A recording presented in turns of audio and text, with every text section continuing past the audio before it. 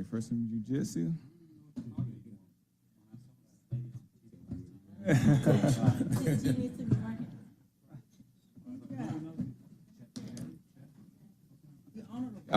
Colleagues, if you could also be sure to sign in so that it's in the system. Technically, we can't start until at least quorum has signed in.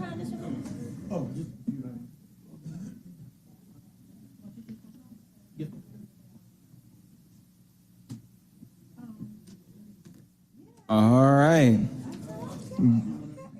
Good afternoon and welcome. I'm Councilmember Jason Dozier, Chair of the Community Development and Human Services Committee. And I'll call this meeting of Tuesday, August 15, 2023 to order. I am joined by my colleagues to my right, Councilmember Matt Westmoreland and Councilmember Keisha Sean Waits, and to my left, Councilmember Jason Winston. We constitute a quorum. Before we move to adopt the agenda, colleagues, I would like to make a couple of tweaks to the agenda, just recognizing that we have a number of folks here number one, for communications, to talk about some potential appointment opportunities. And then separately, we have 3 items that are dual referred. I recognize that we have some folks that might be here to speak to that. And I would like to actually take those items in the agenda before presentations. So both the communications and the dual referred items. Any issues with that change to the agenda? All right, seeing none, I move to adopt the agenda with those changes, where we will take communications and dual referred before we take presentations and after public comment, just to clarify that piece as well. Just second by Westmoreland. Please open the vote. The vote is open.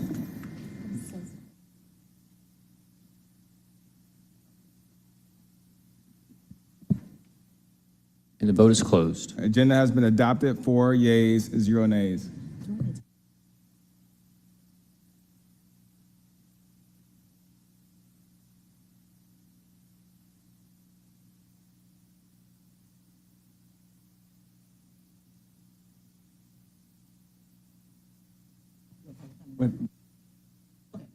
All right, our next item is to approve the minutes. I'll go ahead and move to approve the minutes.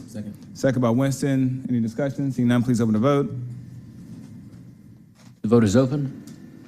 The vote is closed. All right, that is 4 yeas, 0 nays. The minutes have been approved. That takes us to public comment.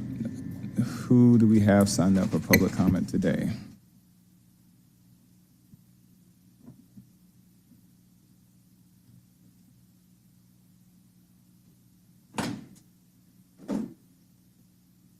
Just the one? Oh. All right, our first speaker is Ms. Henry Jordan. Ms. Jordan, there you are. And just a reminder for the public, our public speakers have 3 minutes, and I will try to gently warn you when you have 30 seconds. But good to see you, Ms. Jordan.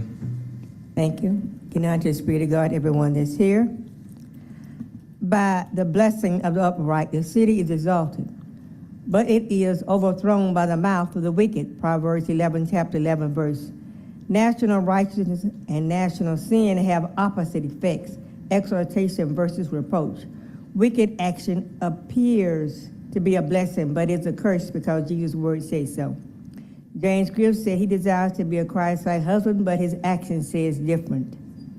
Know ye not that the unrighteous shall not inherit the kingdom of God? Be not deceived. Neither fornicators, nor idolaters, nor adulterers, nor effeminate, nor abusers of themselves with mankind. 1 Corinthians 6, chapter 9th verse. The unrighteous shall not inherit the kingdom of God.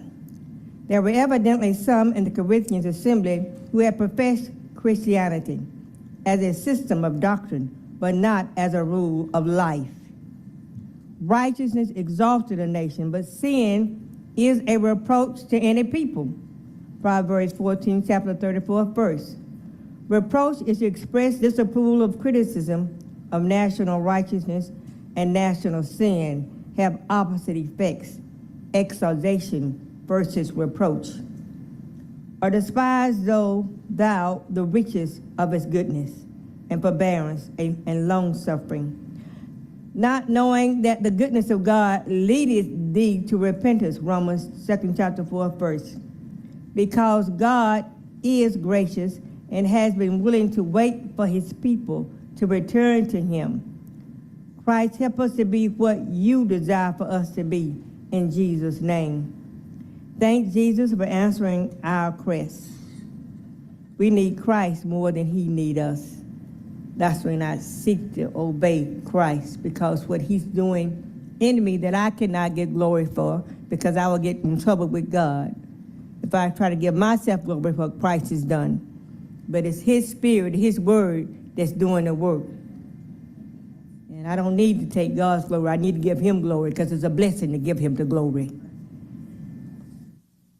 Thank you, and obey Jesus and be Christ-like men and women, because we need God's protection, his plan.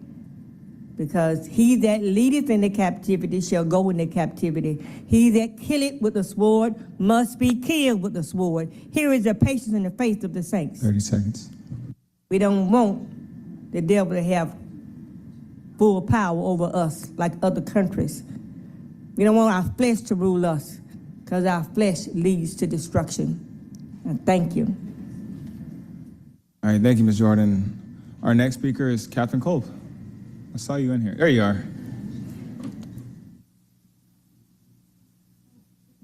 Thank you guys so much. I'm just going to be very brief. I had not anticipated speaking today, so I don't have a lot prepared, but I just want to make a comment on some of the amendments that are going to be introduced to this committee for the tree ordinance. So I just want to make a comment that we've been working on this process for a really long time. It's been maybe 5 or 6 years. The last several years, we were working with the planning department. We had made some progress. The last year, we had a series of meetings that were rather inconclusive, and they didn't come up with any approach to preserving existing trees. Existing trees are being lost at a very rapid rate. I think the last year was twice the number of existing trees we lost in 2022 as in 2021. So we think it's really important that we move forward with this legislation that focuses on a number of problems and loopholes with the current ordinance, such as the city is losing about 90% of fair market value of the trees that are cut down in many cases, which we think is kind of wrong.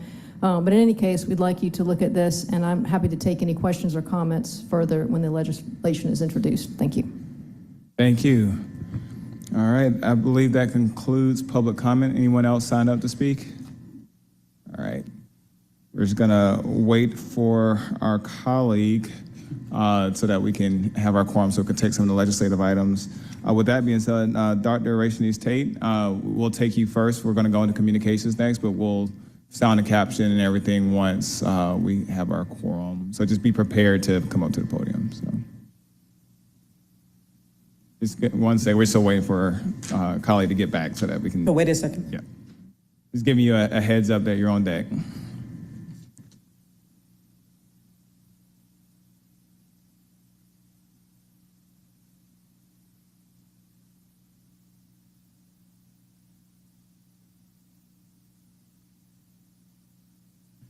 All right. Well, we've been joined by Councilmember Byron Amos, and so that means we constitute a quorum. And so, Ms. Tate, come to the podium. And then, Mr. Evans, if you can sound the caption. Item number 1 is 23C 5081, a communication from Council President Doug Shipman appointing Dr. Rachanice Tate to serve as a member of the Chattahoochee Brick Company Memorial Green Space and Park Board. Dr. Tate, if you don't mind, tell us a little bit about yourself and why you're interested in this appointment. Certainly. Good afternoon. I'm a native Atlantan, and I'm an art historian and historic preservationist. And as CEO of Culture Centers International, I also chair the Coalition to Remember the 1906 Atlanta Race Massacre. And with my work, I have helped Morris Brown's historic Fountain Stone Hall in connecting the massacre with Dr. W.B. Du Bois's writings on Red Was the Midnight, his office in Fountain Hall, and also have found receipts that show that the bricks from Fountain Hall come from the Chattahoochee Brick Company. So it would be my honor and commitment to step forward as a voice of the community with the experience on remembrance, memorialization, reconciliation, rebuilding, to see the Chattahoochee Brick Company Memorial Green Space and Park come to fruition. And I thank Doug Shipman for the appointment. nominate. Thank you. There's a motion to approve by Westmoreland. There's a second by Councilmember Winston. Any discussion? Please open the vote. The vote is open.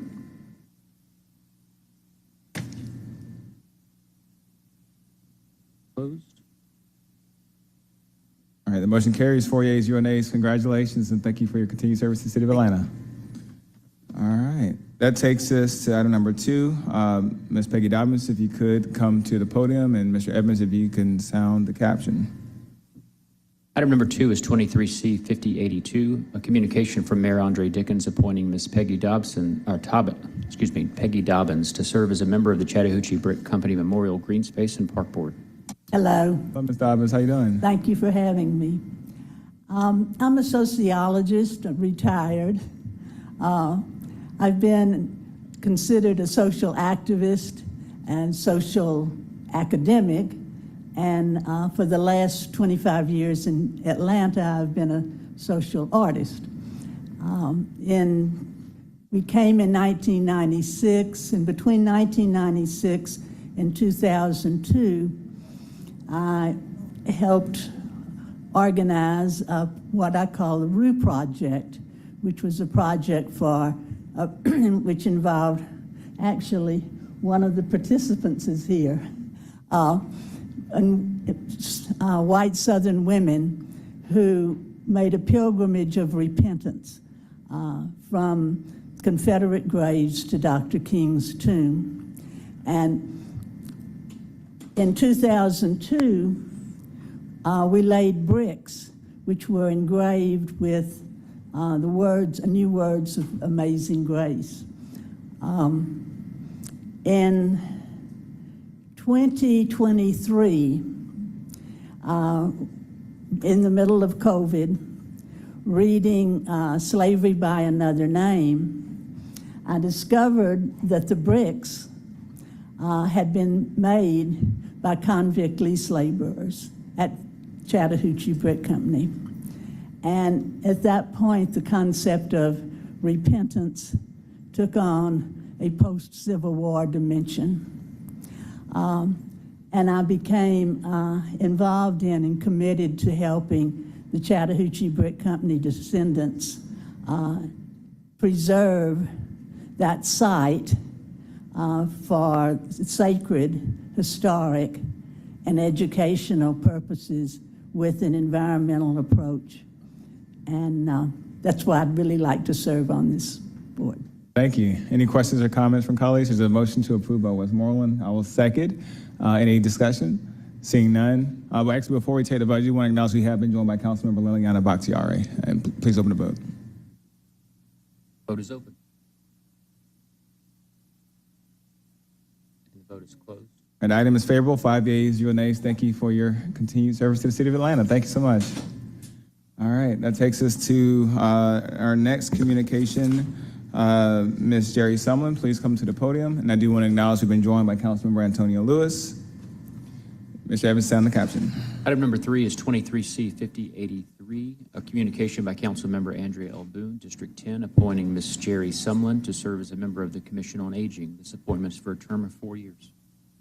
Someone tell us a little about yourself and why you're interested in the appointment. First, I want to say good afternoon. I am excited and honored to have this opportunity to serve on the Commission on Aging Board. I'm a native of Atlanta, born and raised, and I'm proud to call the City of Atlanta's East Ardley community my home for the past 10 years or so. Throughout my 50-plus years of life, I've been fortunate to experience professional and personal growth, and I attribute my quality of life, how my quality of life has been shaped by those who paved the way before me. So a lot of that I can attribute to the seniors of this community. I believe in practicing servant leadership, and I try and do as much as I can to contribute and give back to the community, to our seniors, but I want to do more. I want to do more to support and serve our seniors, and that's why I'm interested in being a part of this board. And I want to thank Commissioner Boone for giving me this opportunity. Thank you. The motion to approve by Westmoreland is a second by Winston. Any discussion? Seeing none, please open the vote. Vote is open.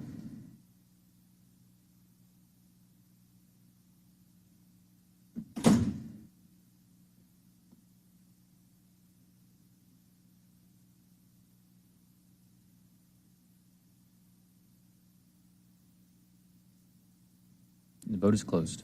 And the item is favorable, 7 yeas, 0 nays. Congratulations, and thank you for your service to the city of Atlanta. All right, our final communication is Ms. Nisha Samama. If you could come to the podium, and Mr. Evans, if you can sound the caption. Item number 4, 23C 5084, communication from Mayor Andre Pickens appointing Ms. Nisha Simama to serve as a member of the Atlanta Urban Design Commission in the Historic Preservationist category. This appointment is for a term of 3 years. Ms. Samama, if you don't mind, tell us a little bit about yourself and Yes. why you're interested in the appointment. Yes, thank you very much for allowing me to present before you this afternoon. I am Nisha Samama, and I live in historic Washington Park in Council District 3. I have been a resident of that neighborhood since 1980. I live in a historic home which was built by a black builder in 1926. I have been involved in historic preservation efforts for a few years. I am a founder and board member of an organization called Neighborhood Resources, Inc., which was founded by myself in order to protect Washington Park and to ensure that coordinate the neighborhoods contiguous to Washington Park a number of years ago. While working in leadership in Washington Park, I led a team that's in successfully getting Washington Park on the National Historic Registry in 2000. The historic documents for Neighborhood Resources are now housed at the archives at Emory University with my husband's paper, who was formerly Atlanta City Councilman Dr. Jabari Samama, and also an Emory alum. So those papers are there, which document all of the historic work of Neighborhood Resources, Inc. I served on the board of the Atlanta Preservation Center, where I supported programs of the Piedmont Park Conservancy, the Auburn Avenue Historic District, and other preservation projects in the city. I also served on the Atlanta School Board in 2011. As a continuation of my commitment to historic preservation and service to Atlanta, I am so excited to be appointed to this position and to help serve and preserve Atlanta's rich historic neighborhoods, landmarks, and conservation areas. I thank you for this opportunity. There is already a motion to approve by Westmoreland. There's a second by Amos. Any discussion? Seeing none, please open the vote. The vote is open.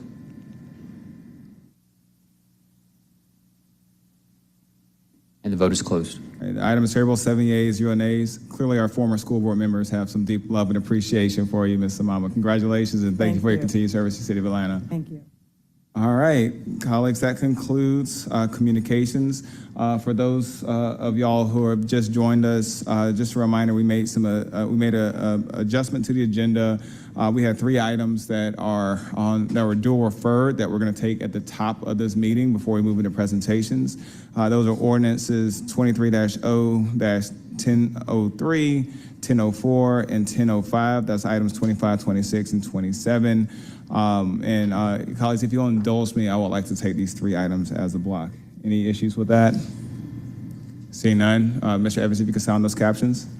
Item number 25 is 23-0-1003, Z2322, an ordinance by council members Jason Dozier, Matt Westmoreland, Liliana Bakhtiari, Jason Winston, Dustin Hillis, Amir Faroki, Howard Shook, Mary Norwood, Andrea L. Boone, Keisha Sean Waits, and Marcy Collier Overstreet to amend Part 3, Code of Ordinances, Land Development Code, Part 16, Zoning, Chapter 36, Beltline Overlay and District Regulations, Section 6-36.020, off-street parking and loading requirements so as to require no minimum amount of parking and for other purposes.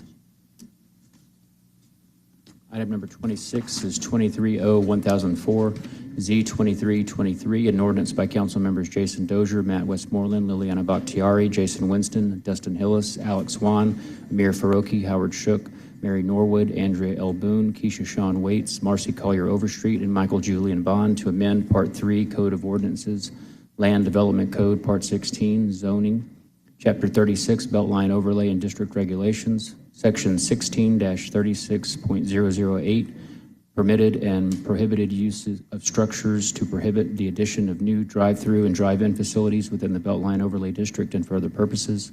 Item number 27, 23-0-1005, Z2324, An ordinance by council members Jason Dozier, Matt Westmoreland, Liliana Bakhtiari, Jason Winston, Dustin Hillis, Byron D. Amos, Alex Wan, Antonio Lewis, Howard Shook, Mary Norwood, Andrea L. Boone, Keisha Shawn Waits, Marcy Collier Overstreet, and Michael Julian Bond to amend Part 3 Code of Ordinances, Land Development Code, Part 16 Zoning, Chapter 36 Beltline Overlay and District Regulations, Section 16-36.008, permitted and prohibited uses and structures to prohibit the addition of new service stations within the Beltline Overlay District and for other purposes. Thank you, colleagues. I wanted to go ahead and get this particular piece out the way and have our discussion and debate because I recognize that, I thought there would be a few more people speaking to this item today, so we wanted to make sure we had this at the top of the agenda. I do want to let y'all know that this did come out of zoning committee yesterday favorably, minus an exemption on one of the papers. All of 3 papers came out of committee unanimously.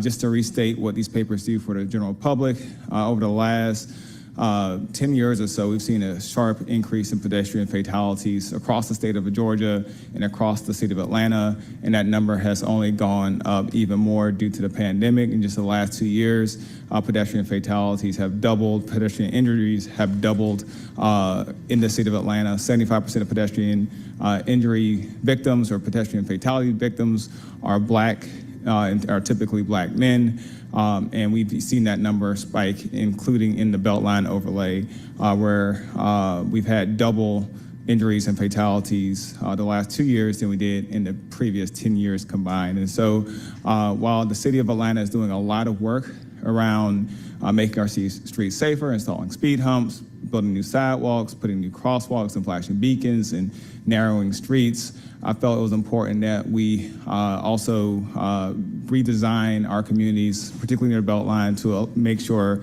pedestrians have a fighting chance when it comes to future development in the city. Where you see the next phase of development in the city of Atlanta, when I'm talking about communities in Southwest Atlanta and Northwest Atlanta that haven't been as built out as you see maybe on the East Side Trail, I get extremely worried. In my district over by the Cascade Kroger, you have drive-through restaurants and gas stations and big giant parking lots for the grocery store over there. And if you're a pedestrian, it is not safe. If you've ever tried to take your kids from the Beltline over to the grocery store or to the daycare or to any other amenity, it is not safe. The number of curb cuts that you see, cars darting in and out, drivers aren't paying attention. We don't want that to happen in other communities that haven't been built yet. And so that's the impetus behind this legislation. These 3 papers I consider them companion papers. I know many of our colleagues have co-sponsored some combination of these papers, and I thank you all for that support. At the end of the day, we're just trying to get this over the hump. We introduced this legislation back in January. There's been a lot of debate at the NPU level. There's been a lot of debate at the neighborhood level, and we are finally at the point where us as a body is able to not only vote on this, but move the city in a direction that's going to positively benefit our pedestrians, our most vulnerable residents. I've had a lot of debate and discussion around potential implications for economic development. You know, if a Chick-fil-A or a Starbucks can't come to my neighborhood, what does that mean for my community from an economic development standpoint? And this doesn't preclude those sorts of businesses from coming in.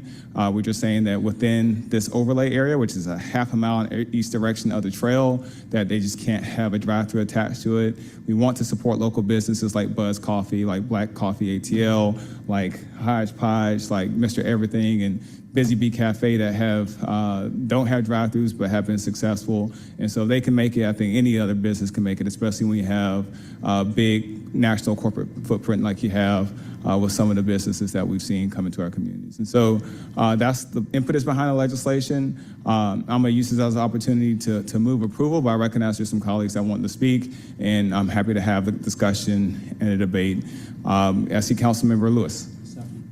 And there's a second by Councilmember Westmoreland. Well, I first say Black Coffee is an organization that would have a drive-through if they weren't limited to it. They would want one, and so I'm pretty sure that, and I know them personally, so I can speak and say that because they've been looking for a drive-through. If I can clarify, I know there's 2 Black Coffees. I was thinking about my friends in Castleberry Hill, but definitely point taken. Got you. Black Coffee Atlanta. Yeah. That's the one you're talking about. Got you. So I've seen papers come in my district recently. I'm thinking about Pittsburgh in particular because the community is really, Pittsburgh Yards is there, and their use of the Beltline is newer to them, and the changes will be new. And so what one member said to me in the last meeting was, hey, you're trying to turn Metropolitan Parkway into one of those streets in New York or into Peachtree Street where people will be parking on the street instead of in parking lots. And he said the community isn't built for that. And then I was thinking about the dais we have now. I know the only reason why I just went home and got my car instead of my scooter was because it rained. Other than that, I ride my scooter everywhere I go. And so I know most people drive cars in the city of Atlanta. I've already transitioned. As a council member, as a person, I've transitioned already into the scooter way of life. But I know the city just hasn't gotten there yet. Developers have tried twice in Pittsburgh in the past few months to develop a apartment building that would into a parking-less apartment building, and they've failed tremendously by the community. I mean, like it's like a no-go. They don't want to hear anything about no more parking, no more apartment buildings being built, and no more parking. So I'm afraid that this legislation would make it to where those developers don't have to go to the community anymore because now it's law. And so I'm afraid of what this legislation would do currently. And I'm thinking about me as a scooter rider. I ride my scooter every single day, even with a broken hand right now. The first thing I asked my doctor was, can I get back on my scooter? And so I'll be voting no on this, but I'm just letting you know why. I think Atlanta is a group of cities. I think that it's cool. I think it is really good when the person that wants to change or overlay has to go to that community and ask those questions for that specific development. I like it moving that way. I think this would change it. And I know my communities would get skipped again. Like what I mean by skipped is that means developers won't even come have the conversation anymore because they don't have to. And so I'll be voting no again on this. Thank you. Thank you, Councilman Lewis. And I'll just add, and I definitely hear you loud and clear. One of the things I've learned with my district, a big part of my district already doesn't allow or doesn't require parking. So downtown in particular, if you remember the conversation we had last year when we tried to lower our parking maximums, and we did that legislation because even though those developers don't require parking, they're still building giant parking decks, 14 stories, 1,400 units, or 1,400 spaces. And so what we're doing is just getting the city out of the equation. I recognize that having to go before the community for a parking variance is an opportunity for communities to provide feedback and input, and that is definitely heard loud and clear. But I also know the overall rezoning process is included in that as well, where when, hey, this was zoned industrial and we want to build a multifamily apartment building, or hey, we want to do a convenience store, when, this, that, and the other, that still requires community approval. So I definitely hear you loud and clear. I do feel that there's still opportunity for the community to be able to provide that input and to provide that pushback if that doesn't meet the needs and the intent of the community. But I definitely hear you and your concern. And I want to say the downtown thing is different, right? Mm-hmm. And so I understand that Atlanta is a group of cities. We always say it's a group of neighborhoods. It used to be a group of cities. Buckhead was a city, Oakland City was a city. So it's a group of cities that came together to create the most beautiful city ever, most beautiful project ever. So downtown, where you're a council person that I understand full out, but Pittsburgh and the other parts of the Beltline, that Capitol View, these areas, they need parking. And I'm just looking at when people are building houses, they're building, in my area, they're building 2 parking garage houses. Mm-hmm. I'm riding around, I'm looking at every house has 2 cars now. Mm-hmm. And growing up, most houses had 1 car. So that means that the community grew, but cars didn't go away. Last week, we had a food giveaway. We had an issue because of cars on the street and not having enough parking. And so I know that Atlanta being a group of cities. And one last thing, public transportation didn't get there. And so our public transportation didn't grow to actually help us get to doing this. And I've lived in Philadelphia, I lived in DC for over a year, both cities over a year. So I've lived in cities where this was going on. And right now, live in Baltimore as well. Right now, Atlanta as a city, as a whole, is not ready to put this forth where people can bypass us. And lastly, I know you said get the city out the way. I think as a city council person, it's my job to advocate. And if a developer or somebody say I'm in a way sometimes, or say the community's in a way sometimes, just what they feel. It's us protecting our people. Understood. And I'll just add too, just for clarification for the public as well, with all the transit projects that we're building as part of More MARTA, all the new BRT stops, all the new ART stops, all the light rail stations, city code already removes parking minimums within half a mile from those locations. So just something you should be aware of, and all of us should be aware of as we advocate with our communities.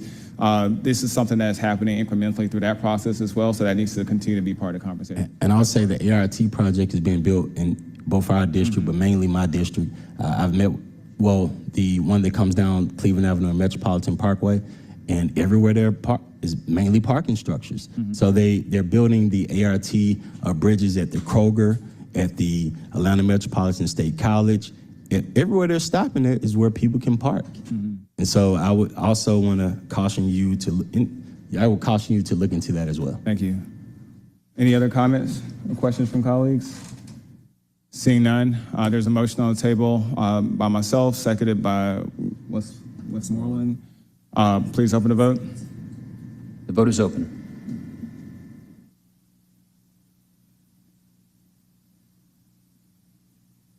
The vote is closed. Items are favorable, 5 yeas, 1 nay, 1 abstention. Like I mentioned, this was dual referred. I believe this will be on the zoning report at City Council next week. Is that an accurate statement? I think it's going to be on the CDHS report is where it will appear at the council meeting. Okay. So either way, there will be this will be on the agenda for next week's meeting, and so look forward to asking for my colleagues' support for that vote as well. So thank you all so much. All right, that takes us back to our regular agenda. So that takes us to presentations. Commissioner Prince with the Department of City Planning.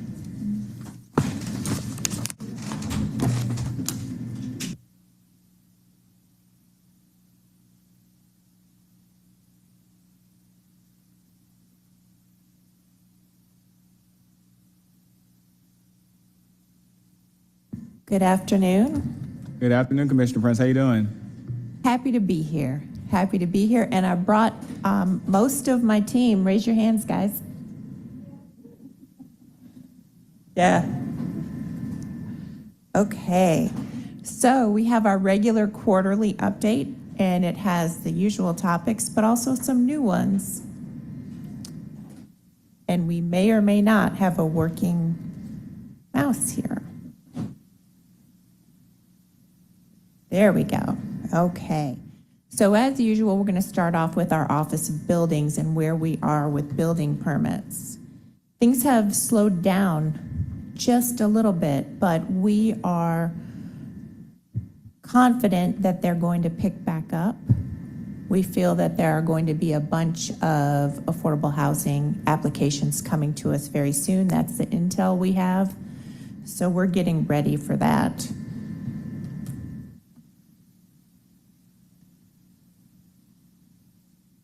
You can see in this slide that even though the permits have slowed down a little bit, the construction valuation has gone up. And, well, that's pretty logical considering what's happening with inflation.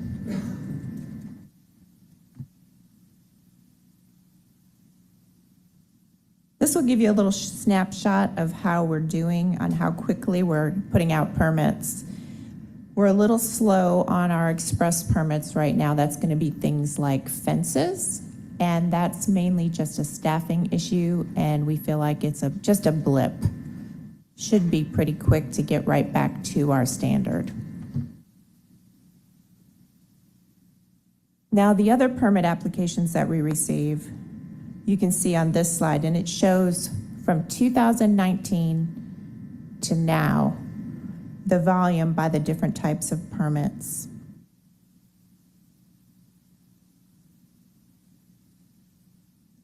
One thing that I do want to point out here is that our single-family permits are happening in record time.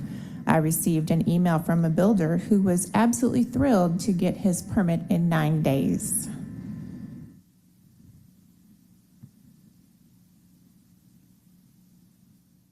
This slide shows the number of inspections we're doing.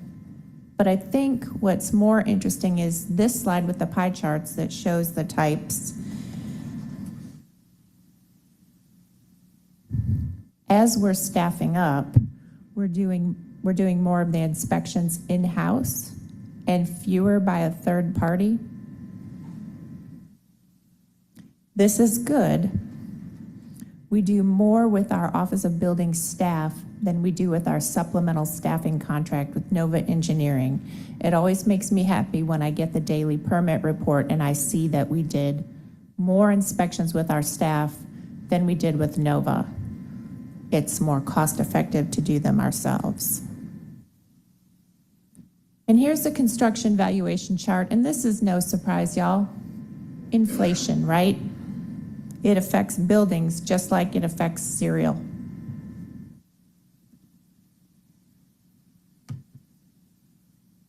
This shows our short-term rental license applications. I know everybody's wondering about the short-term rental ordinance, and we have been working diligently with the law department to draft a new version, a substitute of the ordinance, and they have promised it to us by the end of this month. So we'll be meeting with each of you individually to walk you through what we have. Now, this new ordinance will reflect what we heard in the joint work session of the zoning committee and CDHS, and then all of the discussions we had afterwards in processing that information, and our feedback from the law department. Because although we did receive a lot of really good ideas at that public work session, some of them weren't legal. Code enforcement. This is the one where I get the text messages in the middle of the night. What we're mostly seeing, or what mostly comes to my level, is people building without permits. And that's not acceptable. It's not safe. Buildings need to be permitted, plans need to be reviewed, buildings need to be inspected. I think this is mostly a case of let's ask forgiveness and not permission. Doesn't work that way, guys. We want everybody to be safe. We need safe buildings in our city.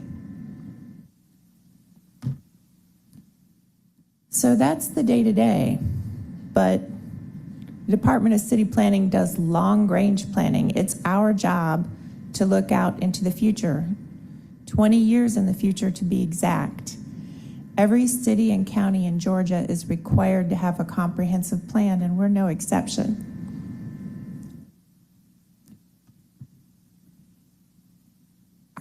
Our comp plan is called Plan A. The comprehensive plan guides the city's growth, development, and redevelopment. And we always consult with our plan when we're making decisions regarding rezoning or new development. At this time, we're beginning an update of the CDP. We're required to update every 5 years, and our update is required in 2026. So we're working on it now. We're getting out ahead of it. You're probably wondering, well, Janae, aren't we also doing the zoning ordinance? We are. What we want to do is make sure that what is in our comprehensive plan, our plans for our neighborhoods, all our different neighborhoods, some more walkable than others, we want to make sure that our zoning ordinance gives us the legal tools to implement our comprehensive plan. So we've already gotten started on this. We've done a lot of analysis on our existing plan, and we've also gotten a lot of feedback on the zoning ordinance. The consultant for the zoning ordinance told me that they received over 10,000 comments in those 4 meetings that we held. And a lot of those comments were really comments that you would more hear at a comprehensive plan meeting. So we wanted to make sure we had that information about what people were concerned with as we're getting started with this process. So we're going to start meetings for this, and we're going to be meeting with our, what is the group called? It's our steering committee. We're going to be starting working with that group this fall. and with the community starting in January. So you may have heard me say at our budget hearing that we would have 50 meetings with the communities. There'll be 2 meetings held within each NPU. They aren't going to be NPU meetings because the NPUs have their own business to conduct at their meetings. We're not going to hijack their meetings, but they will be held within that physical area. So we'll go back to each neighborhood twice, and that will help us craft our plan, because we want to know what our neighborhoods want. We want to know what our citizenry wants so that we can write a plan to get there. And then we can write the zoning ordinance so that we have the legal tools to implement the plan.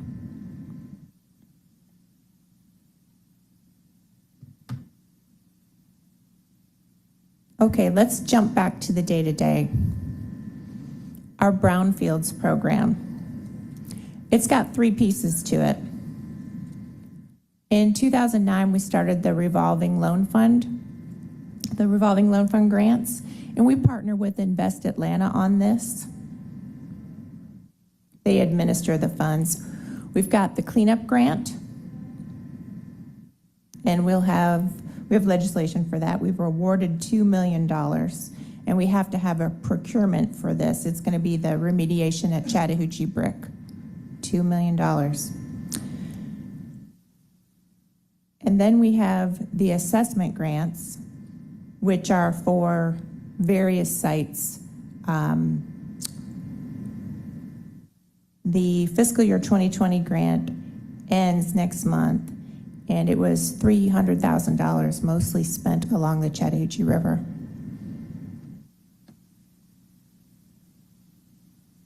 Oh, I think I went too far. There we go. Okay. The revolving loan fund grant, the $3.9 million award, we have to allocate 70% of this by March in order to get a supplemental grant.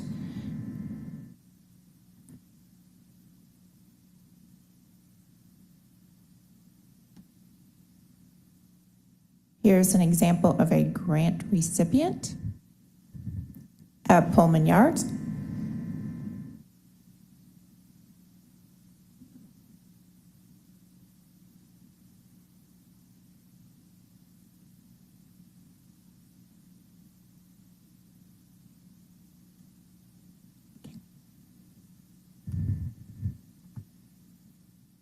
Here's the Chattahoochee Brick Company site cleanup grant. Say that 5 times fast. We were awarded $2 million in May for this cleanup grant, and the grant period goes through 2027. We are going to have to hire a qualified environmental professional for this so that we can do the cleanup. This is one of a dozen grants in the United States, and it is one of the bigger ones, as I'm sure you can imagine.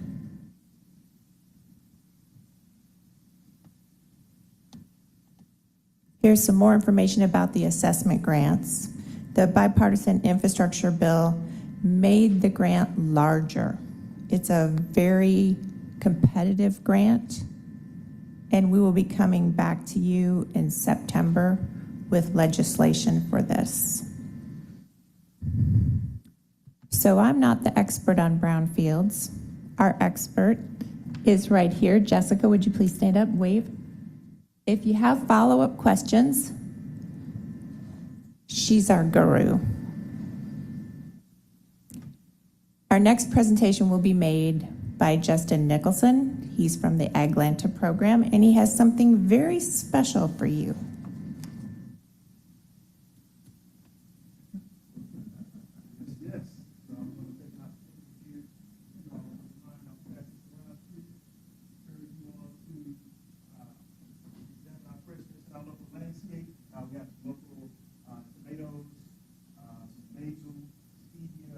Fresh cut flowers, all sorts, 1.9 miles away, the tulip is well right down the street. All right? In District 4. There you go. You'd be proud of that. Yes, it's about 4 different urban farms in that central location. I'm sure you're aware. So greetings, everyone. Again, I'm Justin Nicholson. Thank you all so much for sharing space. I am the Aglanta Grown Program Coordinator here within the Department of City Planning.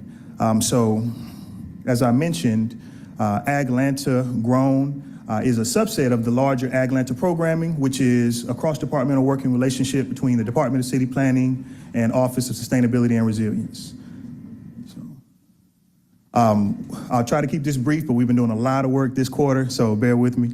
Our ultimate goal within Aglanta Grown is to promote and support the growing number of local market gardens and, gardens and market farms. And there you go. Yeah, I was waiting for one person to taste it, right? Yeah. So, so ultimately, we aim to highlight new opportunities to distribute and source local produce from our local agriculture producers. So far, this quarter, or to date rather, we've aggregated resource to 28 plus local farms in the area, ranging from technical assistance to actual like agritourism support, some permit support as well. Also, we've been able to connect 300 plus local food businesses with our local agriculture producers for processing, distribution, as well as in our public platform to engage more than 1,200 constituents and residents to know where to access local fresh food in their immediate communities. As far as our programming, we have facilitated 4 annual events, one of which is coming up next Monday. I'm sure you all have seen the HR communications about Aglanta Eats. We hope to see all of you there and get you a 25% discount as well. And that program is really, it's really an opportunity to connect the hyperlocal food system on a farm-to-table experience where our general constituents can see, okay, this is how it works. Our farms are connected to our food producers, our food producers are connected to our local food businesses, and this is what it looks like, and then encouraging more support for that. As well as networking mixers to encourage that communication, also monthly farm tours, and we operate 3 digital media platforms as well. So just a few highlights, as I just mentioned, with our Aglanta Farm and Garden tours.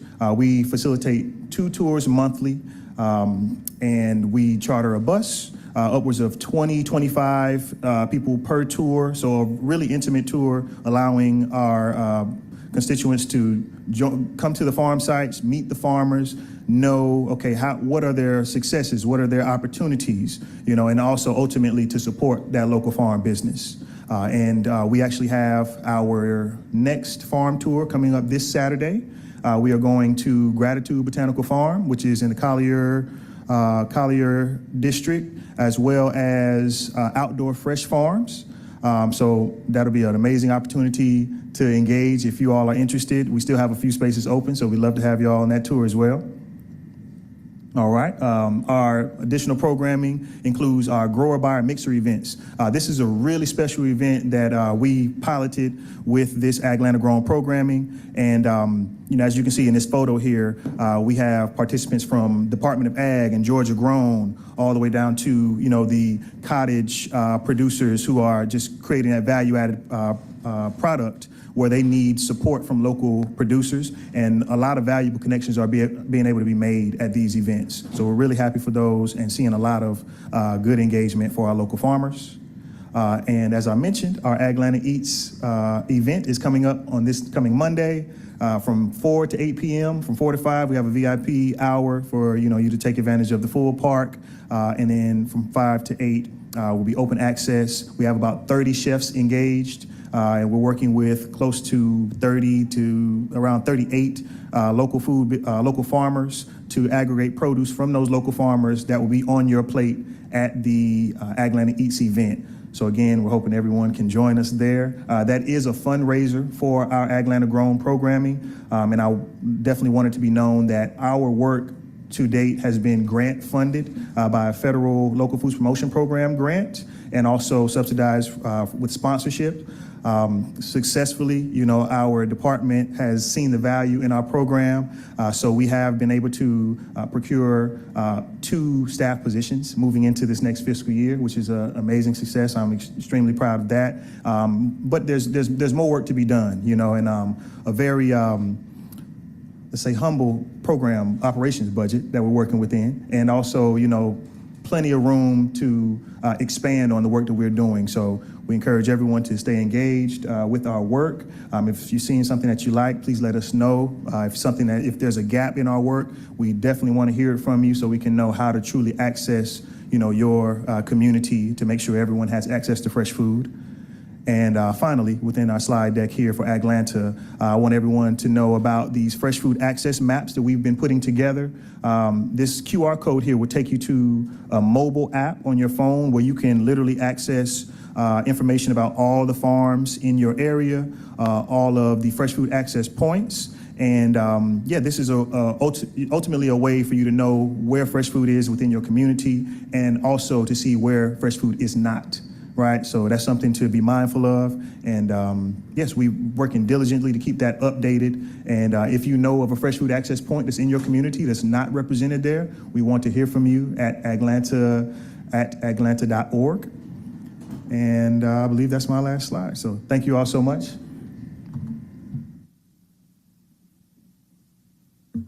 Thank you, Justin. That was awesome. Okay. And this is the last part of our update. This is about the Living Cities program. Have y'all heard of Living Cities before?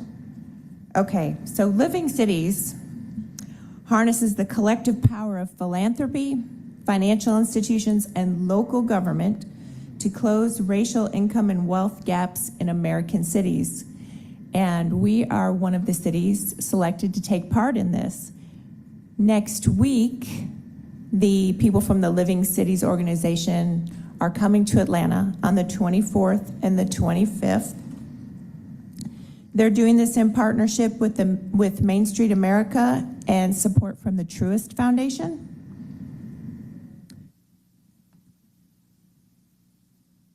So what they're going to do, this is a 3-year initiative that's just started, and the other participants in this are it's Atlanta, Charlotte, Memphis, Miami, and Nashville. They're going to be here next week to tour the city and look at our business districts, in particular, Sweet Auburn, West End, and Grove Park. So the idea is here to do an inventory and to better understand these commercial districts and how to best help them. The idea here is to increase the number of business owners that are people of color and help these businesses to survive. Most small businesses go out of business in 5 years. So to help them last after they're established and to help the business owners run their businesses, to come in and really help with all of that. So there'll be the site visit with a technical evaluation, and there will be a lot of communication and upcoming workshops with the business owners and with the communities and with the business districts. So mark your calendar, 24th and 25th. We're all here if you have any questions. All right, thank you, Commissioner. Before I ask my questions and also give my colleagues the floor, I do want to acknowledge we have been joined by Councilmember Marcy Collier Overstreet, the chair of the Zoning Committee. And so I don't know if you'll have some questions for Commissioner Prince in a little bit. Okay, I'll get mine out the way and I'll give Councilmember Overstreet an opportunity, and colleagues, just go ahead and enter into the queue whenever you are ready for your questions. Commissioner, the first question that I had is, I know there was a big hiring push these last 6 months, particularly for planners. How's that initiative been going? I know we passed legislation to work with the outside consulting firm to help with the kind of a stopgap, but any update on the hiring process there? So that is our contract with Nova Engineering, and they provide staff to the Office of Buildings and have for a long time to help supplement the staff that we have. But we did update the contract to allow them to supply planners to us. We have 2 planners from Nova working in the Office of Zoning and Development now, and another one will start next week. That has been very helpful. We've done really well. You know, we cleared that backlog of 3,000 permits back in March, and it hasn't built back up. The backlog hasn't come back. And now we're really focusing our efforts on the Office of Zoning and Development. We're doing a big hiring push there and a big training push, and just making sure that we can clear any backlog that we have there and do it quickly. Because like I said, we do foresee a lot of affordable housing applications coming to us soon, and we want to be ready for that. So the hiring is still ongoing and essentially. Ongoing, always, constant recruitment. And then with the folks from Nova, is there an opportunity, especially as the contract goes up for renewal, or is there opportunity to hire laterally with those folks that are already working with our Office of Zoning Development? I imagine they're building all this institutional knowledge. We would want to keep those folks after the contract expires. Well, if they would like to come to work for us, we'd be happy to have them. Okay. All right, thank you. And then you have mentioned that the updated STR legislation is with the law department. Do you have an ETA on what that review timeline is looking like and when we can expect to be debating it here? So we are going to have it by the end of this month, with a little luck by the end of this week. And then we will come to each of y'all and talk it through with you. Before it comes back here, it would go to Zoning Committee first, and then here. So I imagine that would be in September. We have administratively extended the enforcement date to the end of September, so I would like to go ahead and get the substitute ordinance adopted by the end of September so we don't have to extend this again.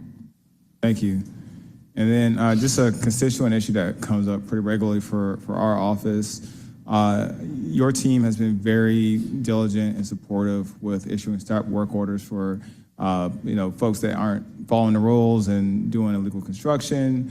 However, we've had an issue with the enforcement of those stop work orders. We'll have folks come back in and continue to do work even when a stop order is posted. Can you talk through what the protocol is in those situations? Is that us notifying, Greg Pace and his team, or we get APD involved? We're just trying to figure out how to best navigate that, because the stop work order has already been issued, but unfortunately some of these hard heads aren't listening. So how do we navigate that? So one of the things that we do to help with that is we have people who work all weekend that are on call all weekend. So there's code enforcement on Saturday and Sundays as well. And so we can get somebody out pretty quickly if you let us know. We try to keep an eye on our problem children, if you will, just to make sure that that's not happening. It's very important that all of our buildings are properly permitted and inspected. It's for safety. It's not to be mean. Right.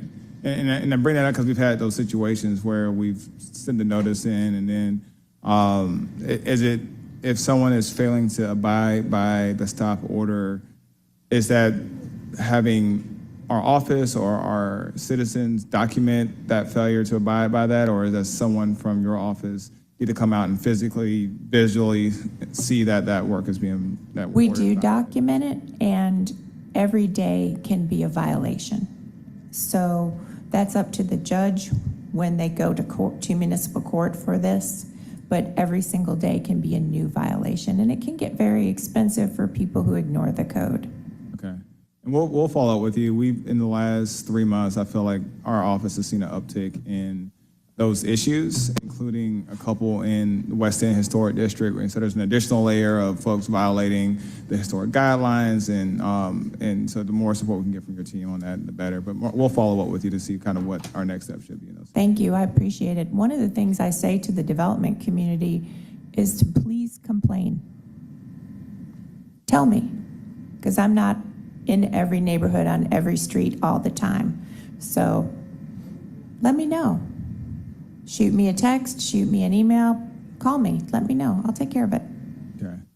And then my last question, before I turn it over to colleagues, and I know I ask this every presentation, but the tree protection ordinance working group, any updates on that? I know the last conversation that we had was your office was still trying to identify a mediator to help us through that next round of conversations. I know the clock's kind of ticking to the point to where there's legislation before us today. I think Councilmember Bond introduced a paper to try to move some of those recommendations that came from the tree organization, the group of organizations working on the environmental justice side of the equation, to move some of those forward. I didn't know if you or your office had any commentary with regards to that legislation, but it's going to be before us today. And I'm happy to try to see what we can do if there are plans to move forward with that working group in the interim, to let that help kind of better manage that situation. But just want to get your response to that, your thoughts to that, considering I've heard, and my colleagues have heard time and time again, that we got to do something. We're losing a half acre a day in our tree canopy. We got to do something. And I know when, I talked to AJC back in December, I told them we're going to be doing some Q1 in 2023. And it's like, well, it's almost September. And so can you unpack that a little bit and let us know what y'all are working on, where y'all are headed, and any response to the legislation that's before us today? So we're continuing to do what I was told to do when I came to work here, which is to go through this process where we had our tree enthusiast community and our development community in the same room while we work out what we're going to change in the tree protection ordinance, and to hire a very skilled and experienced facilitator to do this.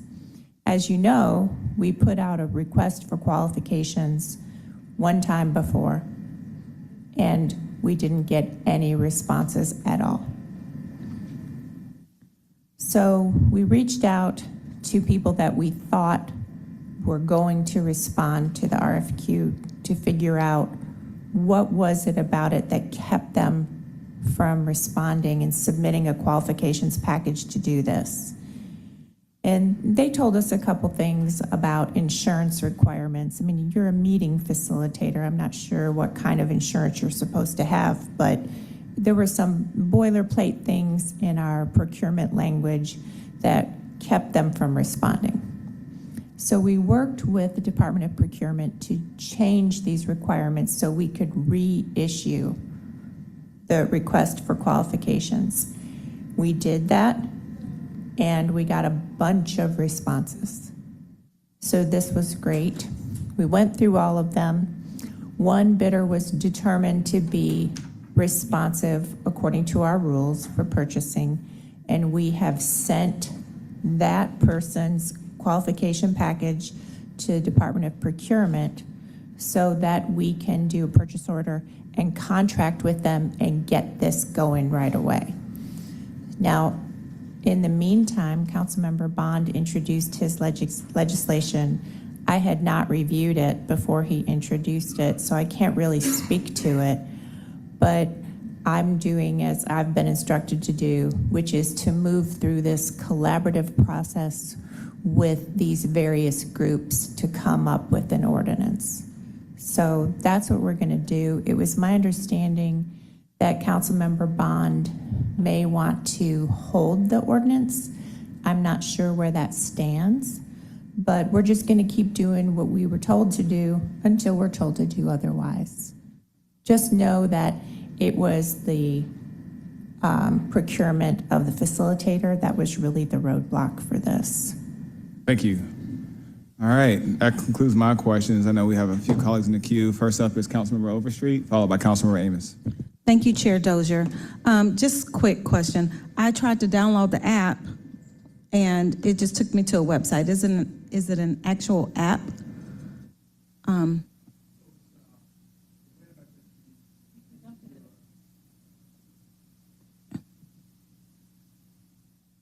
So it is a website that can be uploaded to your home screen.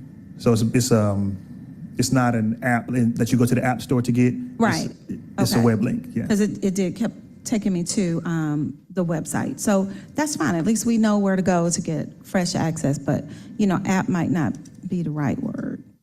Okay, and just for clarity, in the top right-hand corner on your Okay. web browser, you can download it to your tabs or to your icons on your phone. Okay. And so thank you for that. I really think it's,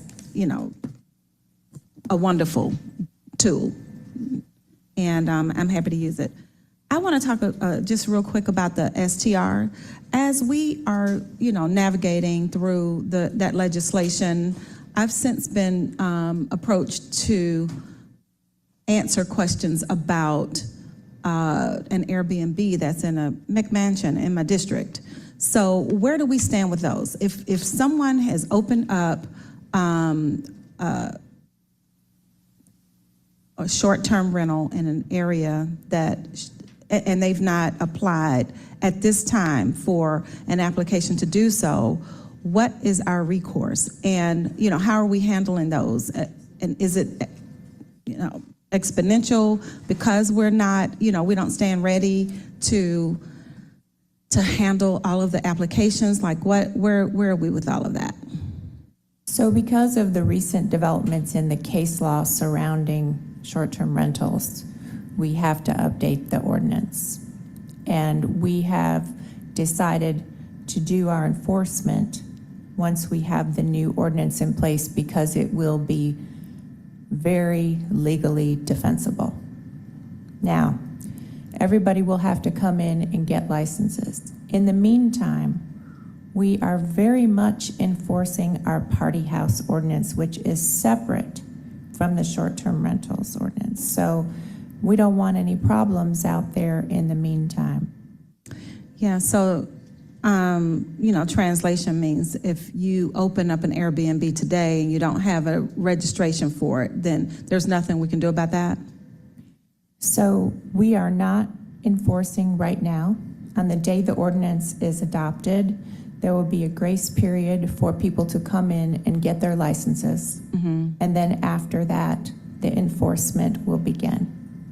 Okay, well, as a council person, you do know that this puts us in a terribly compromised position because we have constituents that are looking to us to make sure that their street is being used properly, and our hands are tied. So, I understand, Councilmember. We feel the same way. We want to get this finished as fast as we can.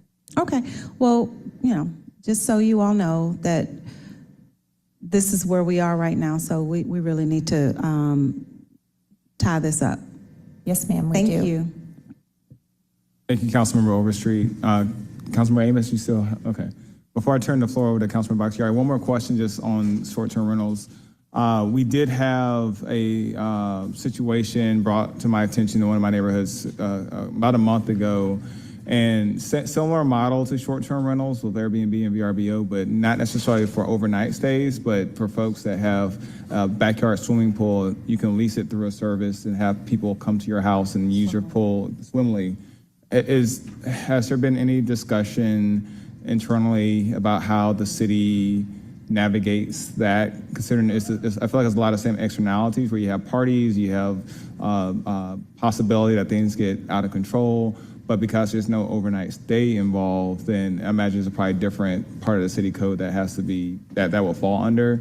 Is that something that's not been on y'all's radar, or something that probably we should work together to try to figure out how to provide some oversight? Maybe it's a conversation with the law department, but just trying to see if that's something that y'all talked about internally with DCP. Well, the party house ordinance would cover a party being thrown, whether it was in the middle of the day or in the evening. So there is that, but it may be something that we need to look at in more depth.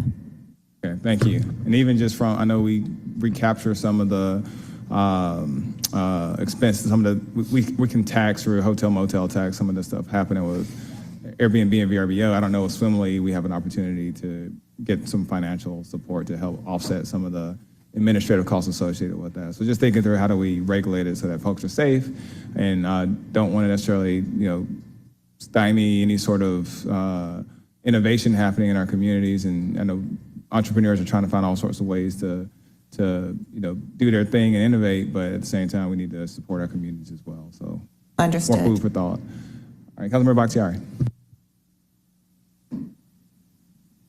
Thank you. Hey, Commissioner. Thank you so much for being here today. First questions were about Atlanta very quickly. I don't know if he had just left the room. I think Justin needs to answer the question. Why don't y'all get him? I'll go ahead with my next Okay. questions. We'll get him back. All right. So really quickly, I also wanted to ask about the loan for Atomic. I'm really glad to see that that has happened. My question is, how are we tracking that? Is there a deadline on which they need to spend it? Because the issues that we have had with this property is, I mean, one of the issues is the parking lot. This property has still not come up with a traffic plan. We still have an issue with I mean, it's becoming an immense security issue. People that are in their third trimester that had like a medical issue were blocked into their house because Atomic was letting them park on illegally, and we've had to repeatedly call TOCA. It's been an absolute disaster. So I would like to know if we have a deadline, or if there is anybody, if there's any type of requirements in terms of updates, and to ensure that they're actually utilizing the loan in a timely manner. Yeah, so we don't have a deadline, but in order for them to build the parking, they had to remediate the soil. Right. So, and they applied for the permit, and the permit is ready to be picked up. So they are motivated to pick up the permit and start construction. So they're limited by other timelines. So we have to go through our process where we have to Invest in Land approve the loan, and now we have to close the loan, and then we'll work with their environmental consultant to remediate the soil, and they can start their activity. So once I'll ask them for a schedule, but I know that they're motivated to start the work. And this is no reflection on you, but this is something they have been saying for many years. And this is, we love having, there's benefits to having them in the neighborhood, of course. But a development of this size has to also be a good neighbor. And the lack of this parking issue has made them a terrible neighbor. And it has. And so if there is any way that, I'm formally asking if you could please keep my office abreast of all of those details so that we can assist. Because again, this is not reflective on you, but I'm very excited because we talked about this some time ago. I'm very excited to see that it's actually moving. But if you wouldn't mind just keeping me in the loop so we can assist with that, because that is that is a very high priority for their Kirkwood neighborhood and for my office. So the one thing I'll say, one of our requirements is to have a community meeting. Yep. So we'll be scheduling that in the fall, sometime in the fall. So hopefully we'll have a schedule. We'll ask them to provide a schedule, and we'll let you know when. We'll coordinate with you on that community meeting. I would bring multiple stress balls to that meeting. Just really brace yourself, but I'll be there with you. Thank you for that. Thanks. I appreciate it. You're welcome. And I had a quick question about Atlanta. So one, produce is awesome. Thank you for sharing. I was curious, so Atlanta is utilizing composting, correct? I know that was something we spoke with y'all about the last time you were here. Was that composting would be a part of programming? Most definitely. Yeah, awesome. So my other question was, one, super big supporter, really excited about it. Is there an opportunity to also work with Atlanta to do things like our MARTA parking lots, for example, in my district are hardly even at half capacity? Is there an opportunity to partner with Atlanta and perhaps talk to MARTA to see if we could turn those into foodscapes of some kind to help offset the heat island, to also make more produce available in those communities? Absolutely, absolutely. We welcome all forms of collaboration, and we are actually in communication with MARTA and their real estate team now to identify opportunities to work. So, a little inside-outside strategy I think would be great in that. Then I will reach out, because that is something I would, it's my dream that before I leave office, we will have set up a community foodscape at each MARTA station in my district. I mean, that'll probably be a really high bar, but I would really like to at least make one happen this year. That's amazing. That's amazing. We'd love to partner with you on that. Awesome. But I will reach out. Thank you. Everyone as well. If you have any desires for bringing any fruit access ideas to fruition, Atlanta would love to partner with you all. And I know that we could partner in my district at least with Concrete Jungle to help with picking up that produce as well, to ensure that there was no complaint about it being everywhere. Yes. Understood. So thank you. I'll reach out then. And my other question was about tree ordinance. I wanted to ask if the Arborist Division has the Arborist Division gotten additional help? This is something we've been talking to death, and I love David and I don't want to lose him. So Has there been additional, because I mean, the last I checked, we had 2 arborists for under your office for the entire city, was that correct? That's what we've got. Correct me if I'm wrong, did council not talk to you all last year about immediately getting you funding for 2 additional arborists last year? David? I believe that we did do that. And so,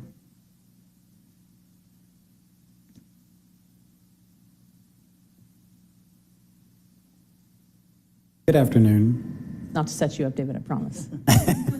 Could you ask the question again? I believe it was last year sometime that we said that we were going to be allocating funding to immediately hire 2 additional arborists to help with your And caseload. that And it didn't never happen. happened. That is disappointing. Okay.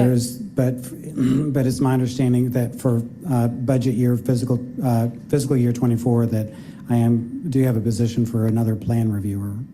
That's great that there's a plan reviewer. I'm happy to hear that. You still need additional arborists to assist. It's Well, burden. correct. Yeah, and that is not on you. So I know that myself and Councilmember Overstreet have been taking a big interest in this, so we'll get working on that again. Okay. But I would also like to remind everyone in this building that is in any form of operations or legislation that we cannot simultaneously boast about having the largest reserves and the largest budget in a growing city and still only have 2 arborists within the planning department and expect you to succeed and also execute this tree ordinance when you don't have, we're not setting you up for success. And that is a failure on our part, and I'm deeply sorry. So Thank you. we will pick that up again. And I hope that there are certain people listening across the hall that can also assist us with that. Thank you. Yeah, I will, you have my word on that one, and I'm sorry. Okay. And that being said, with the tree ordinance piece, I know that you are waiting for someone to hire. I'm really glad to hear that.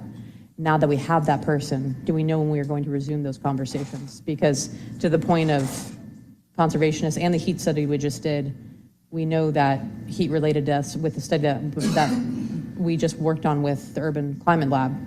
I mean, we just had the hottest day on record in recorded human history, and our heat-related deaths and everything else. And one of the best ways to mitigate local and climate is through tree planting. So, and we're running out of space. And I'm also hoping that we'll be able to push developers to do things like cluster developments instead of sprawl. So would love for that to be the next topic of discussion. We completely agree with you. And just as soon as we can get the facilitator under contract, we'll get going again. Okay, thank you. Do we have any idea, like, do we think that'll be 2 months, 3 months, a month? I think that somebody from procurement might be better able to speak to that because this is my first one of these. And I think I just would be giving you a guess. Okay, we will reach out to procurement and ask, because I know that our biggest concern is, as a city, that we're running out of places to plant. We can find out, and we'll get back with you just as soon as we have something. And thank you. And to that point, I think that one of the things that will assist and that we should have on the topic for the next discussion is how to work with our sustainability department and the mayor's office to make trees a part of our infrastructure so we don't have to keep doing this and figuring out how to have regular maintenance. So I'll also look into that. That would be great. Thank you. Thanks, Commissioner. Thank you, Councilmember Bakhtiari. Any other questions or comments from colleagues? All right, seeing none, thank you so much, Commissioner Prince. Thank you for your time. All right. We do get to keep the flowers. All you, Councilman Williams. Thank you, DCP team. All right, that takes us to the consent agenda. We have ordinances for first reading. Mr. Evans, if you can sound those items. Item number 5 is 23-01420, CDP 23-012, an ordinance by Community Development Human Services Committee to amend the land use element of the 2021 Atlanta Comprehensive Development Plan so as to redesignate property located at 1030, 1036, 1060, and 0 Hollywood Road, 990 North Grand Avenue, and the former River Car Line right-of-way from the medium-density residential 0 to 16 units per acre land use designation to the high-density residential land use designation and for other purposes. Item number 6 is 23-01421, CDP 2313, an ordinance by Community Development Human Services Committee to amend the land use element of the 2021 Atlanta Comprehensive Development Plan so as to redesignate property located at 995 and 1028 North Grand Avenue Northwest, 60 Mildred Place Northwest, 1006, 1008, 1014, 1016, and 1018 Hollywood Road Northwest, and the former River Car Line right-of-way from the medium-density residential 0 to 16 units per acre land use designation to the high-density residential land use designation and for other purposes. Item number 7, 23-01422, CDP 2315, an ordinance by Community Development Human Services Committee to amend the land use element of the 2021 Atlanta Comprehensive Development Plan so as to redesignate property located at 1915 James Jackson Parkway Northwest and 2646 Peyton Road Northwest from the industrial and single-family residential land use designations to the high-density residential land use designation and for other purposes. Number 8, 23-01423, CDP 2316, an ordinance by Community Development Human Services Committee to amend the land use element of the 2021 Atlanta Comprehensive Development Plan so as to redesignate property located at 1990 to 4 Avenue Northwest from the medium-density residential 0 to 16 units per acre land use designation to the high-density residential land use designation and for other purposes. Item number 9, 23-01433, an ordinance by Community Development Human Services Committee authorizing the Department of Parks and Recreation to utilize the City of Atlanta Tree Trust Fund as the source of funding for management activities for property designated in perpetuity as forest land on 27.56 acres of real property located at 0 Benjamin E. Mays Drive, Southwest, Fulton County tax parcel ID listed here, for the protection, management, and regeneration of trees and other forestry resources is authorized under the City Code, Section 151-66B, in an amount not to exceed $510,435.92 to be paid from the Tree Trust Fund using the fund and account information listed herein and for other purposes. Item number 10, 23-01434, an ordinance by Community Development Human Services authorizing the mayor or his designee or the chief procurement officer or his designee on behalf of the City of Atlanta to acquire from the Conservation Fund approximately 27.56 acres of real property known as Habitat for Humanity Utoy Creek, 0 Benjamin E. Mays Drive, Southwest, Fulton County tax parcel ID number listed here for the protection, maintenance, and regeneration of trees and other forest resources as authorized under the City Code, Section 158-66B, to be designated in perpetuity as forested land and to execute all documents necessary to acquire the property and authorizing acquisition, due diligence, closing costs, signage, demolition, site security and stabilization, fencing, and other site development costs in an amount not to exceed $685,636.28 to be paid from the Tree Trust Fund using the fund and account information listed herein, waiving Section 2-1541D of the Procurement Real Estate Code and for other purposes. Item number 11, 23-01435, an ordinance by Community Development Human Services Committee authorizing the mayor or his designee to execute a memorandum of understanding for 1 5-year term commencing May 21st, 2023 through May 22nd, 2028, with the Atlanta Downtown Improvement District, Inc., to maintain the cooperative relationship for the development, maintenance, and enforcement of Woodruff Park and for other purposes. Item number 12, 23-01436, an ordinance by Community Development Human Services Committee authorizing the mayor to accept and sign a supplemental grant agreement with the United States Environmental Protection Agency in the amount of $2,000,000 for an FY23 Brownfields Cleanup Grant, amending the 2023 Intergovernmental Grant Fund budget by adding anticipations and appropriations in the amount of $2,000,000 and for other purposes. All right, that concludes items for first read. I will say a number of those for CDP amendments, and those will be back before this body after the next CDP quarterly hearing, which will be on September the 6th. So I just wanted to advise where we'll see some of those items again. All right, that takes us to ordinance for second reading. Item number 13, please sound the caption. And Commissioner Prince, I believe if you can come up to the podium so we can get that going. Item number 13 is 23-01379, an ordinance by Community Development Human Services Committee to amend the Atlanta City Code, Part 2, Chapter 158, Article 2, to to correct errors in Ordinance 22-01829, including account information for the Tree Trust Fund, a Scribner's error regarding soil area requirements, and errors regarding the requirements for tree replacements in residential subdivisions and for other purposes. And I said Commissioner Prince, but David Zaparanik with the Department of City Planning. Good to see you. If you want to tell us a little bit about this legislation, and we'll go from there.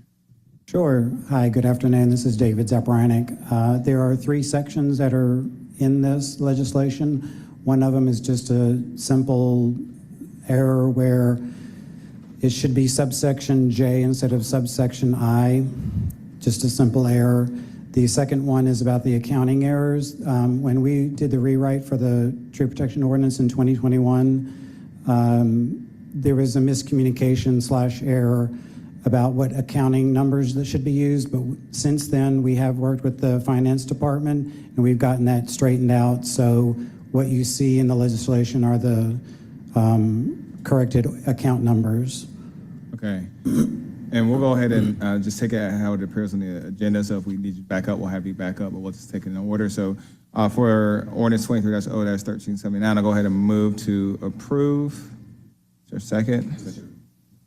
Councilmember Amos.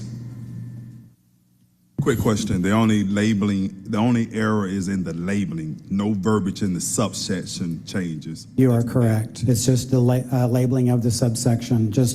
It was labeled as I and it should have been J. All right. Is that a second? No. All right, there's a second from Bakhtiari. Please open the vote. The vote is open.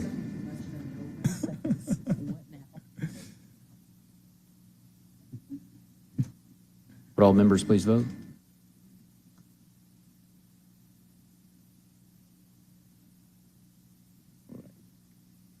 The vote is closed. Items favorable, 6 yeas, 0 nays. That takes us to item number 14. I believe we have a substitute for this particular item, colleagues. This is related to the Atlanta Urban Development Corporation, and this substitute adds account strings for the Housing Trust Fund in Section 3. So I'd like to bring forth the substitute. And I'll add that we received a substitute for this as the meeting began, so it'll be in your inboxes rather than the packet distributed earlier. Move to bring forth the substitute. Is there a second? Second by Bakhtiari. Please open the vote.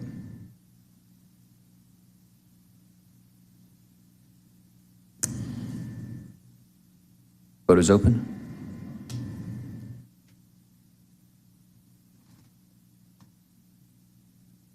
Vote is closed.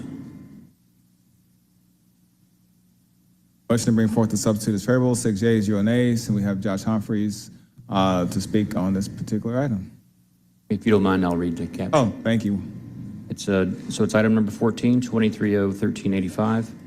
An ordinance by council members Dustin Hillis, Jason Winston, Byron Amos, Liliana Bakhtiari, Michael Julian Bond, and Matt Westmoreland, authorizing the mayor or his designee to execute an agreement on behalf of the City of Atlanta with the City of Atlanta Urban Development Corporation, UDC, granting AUDC an option to purchase certain properties owned by the city in connection with the development of affordable housing on publicly owned land, including certain parcels of land located at 0 Newtown Circle Southeast, Atlanta, Georgia, 2140 Alvin Drive, Northwest Atlanta, Georgia, and 0 Johnson Road, Northwest Atlanta, Georgia, and the air rights over land located at 170 10th Street, Northeast Atlanta, Georgia, collectively the surplus properties, authorizing the mayor or his designee to enter into an intergovernmental agreement with AUDC governing the development of affordable housing on the surplus properties, authorizing the chief financial officer of the city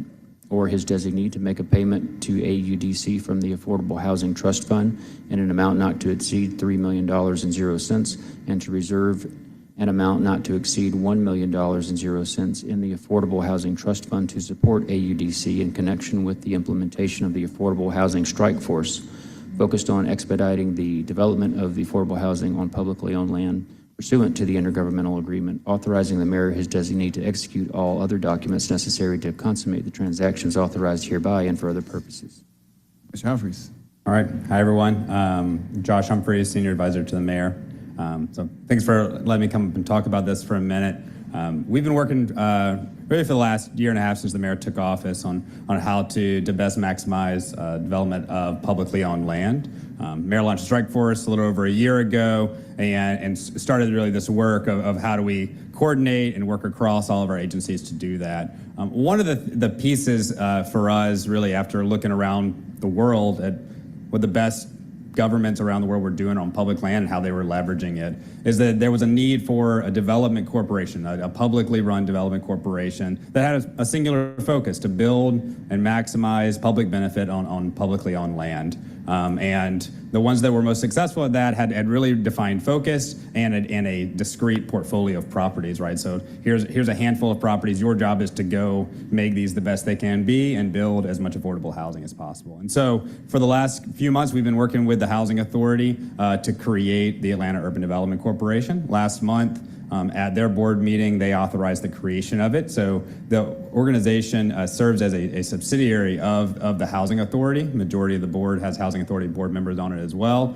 And there's some ex officio members. CDHS chair is one of the ex officio members that are on the board. And the goal here really is very simple. Like we have a lot of publicly owned land. We need more affordable housing in the city, and we want to expedite the work of that. And so the UDC is designed to do that. This paper does a couple of key things. One, it gives some initial seed funding. Both allows for the city to help with the upstart work on this, with providing staff and some of the initial legal stuff to get the organization in place and be able to have it really best positioned to move, as well as giving it some funds for initial operations. Think, due diligence on the sites, making sure that the sites have the right zoning and there aren't any kind of red flags or otherwise on the site. So it gives some funding to do that. Authorizes an IGA between the city and the UDC so that we can work together on this, and then gives the option for the first 4 sites that are city-owned sites the UDC could work on. So 2 of those sites are off of Johnson Road, so in kind of northwest Atlanta, just near the West Side Park. There's a property at near the Proctor Creek Greenway in Johnson Road. If you're familiar with Boyd Elementary School is there, city-owned property there, as well as Gun Club Park. And we've been working closely with Commissioner Cutler, who's here, and we'll talk about, there's another paper in a minute that's connected to this, about how we think creatively about the future of Gun Club Park and bringing both park space and housing together as we imagine the future of that. And then there's a property in Thomasville Heights. As this committee all knows, we're working closely with the neighborhood to leverage publicly owned land in Thomasville Heights, so one of the city-owned properties there. And then the last one I'll mention is there's a fire station at 10th and Juniper in Midtown.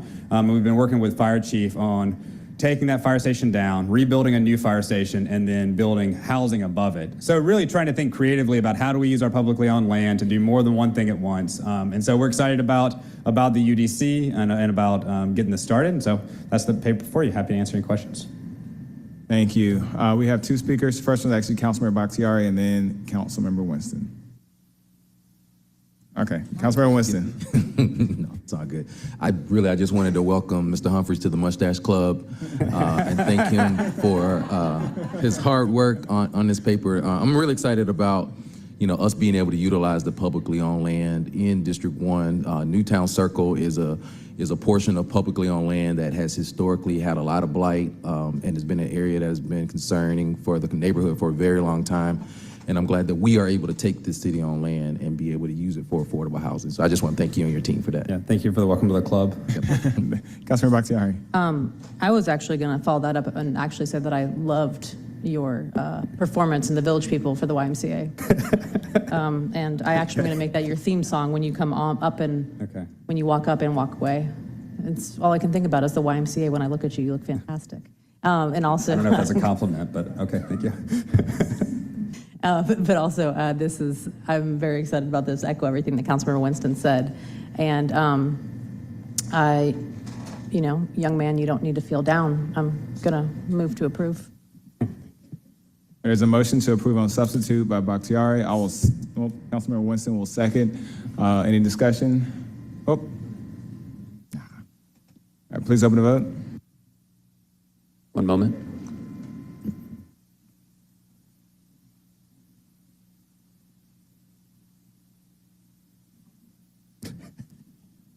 Would you repeat the mover and seconder for us? The motion is Bakhtiari. The second is Winston.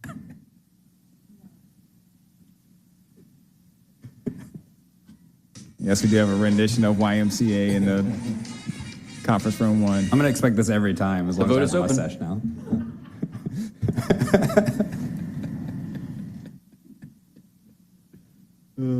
That's great.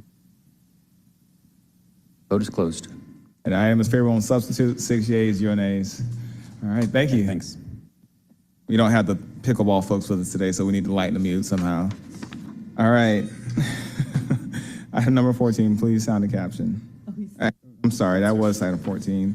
Item 15, and also colleagues, this one also has a substitute, and this substitute is related to the formal abandonment of Gun Club Park and transfer to Deem.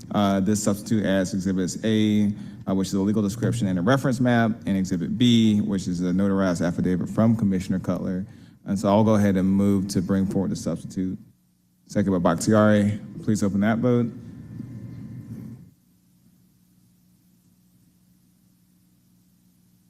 One moment.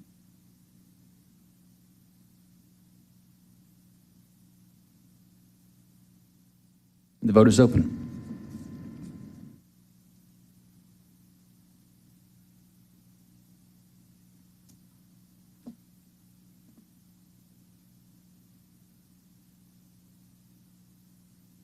Would all members please vote? The vote is closed. And that substitute is, the motion to bring forward the substitute is favorable, 6 yeas, 0 nays. Mr. Evans, you can sound that caption.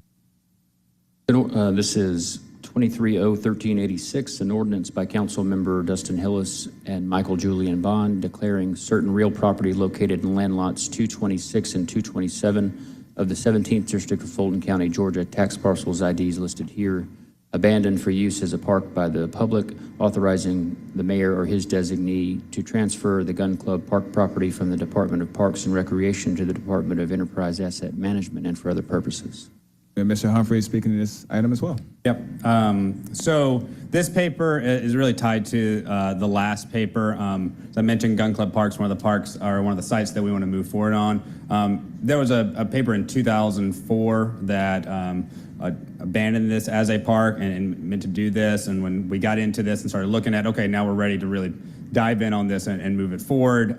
Realized there were some technicalities that got missed in the 2004 paper, so this corrects some of that and allows the park to be moved forward in the UDC work we're doing. I also have Commissioner Cutler here as well if you have any questions about this paper. He's been working on it closely with us.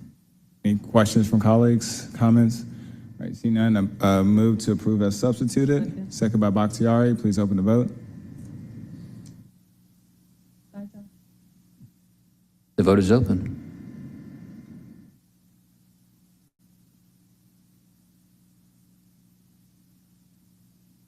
The vote is closed. All right, the item is favorable on substitute, 5 yeas, 0 nays, 1 abstention. All right, that takes us to item number 16. Before I read the caption for 16, I wanted to point out that item number 14 will be dual referred. It's going to go to Finance Executive next. Thank you. So, item number 16, 23-01390, an ordinance by Council Member Michael Julian Bond to amend the Atlanta City Code, Part 2, Chapter 158, Article 2, to make adjustments to the recompense fee, grading limits, stormwater management, integrating trees, easement periods, variances for tree removal, boundary tree regulations, addition of definitions, and various other provisions to enhance the urban development while prioritizing tree protection and environmental sustainability and for other purposes. All right, colleagues, there is an amendment for this particular item. So before we entertain additional legislative action, I do want to go ahead and move to amend to add Exhibit A, which details changes to the code reference in the caption. And that way, when we take on that additional motion, it's all together. So I'll move to amend. Second by Winston. Please open the vote.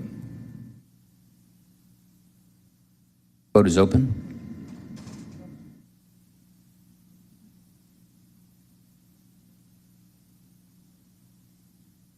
The vote is closed. All right, the motion to to approve the amendment carries, 5 yeas, 0 nays. If you could, we've already signed the caption. Councilmember Bond, I know this is your paper. I appreciate you joining us today. Would you like to add any remarks or any thoughts about the paper? And then we'll add some comments from there. Thank you, Mr. Chair. And I'll just preface my statement, and I'm not just cool, I'm dilated. But all levity aside, I saw the presentation by our commissioner, and we're not in disagreement with what she has experienced or has related to the body. But I just want the committee to know that the tree advocates that have been working on this issue have been working on it since in cooperation with myself and other council members since 2015. So that's 8 years now. And, I understand that, the administrative glitch of not being able to get a person or mediator or what have you.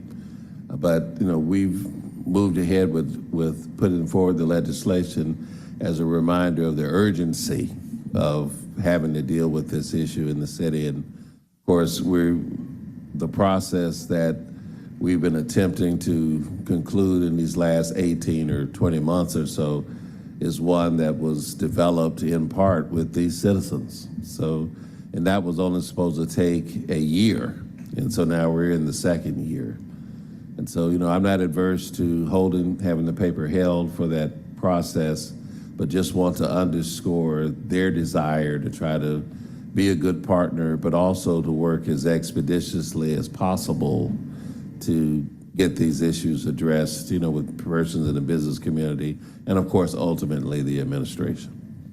Thank you, Councilmember Bond, and I know Commissioner Prince is in the room, so I'm sure you heard that loud and clear in terms of needing to move expeditiously.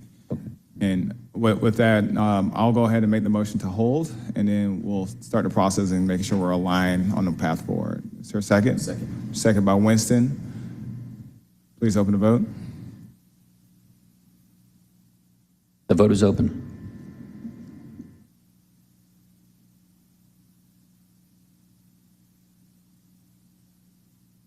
Would all members please vote?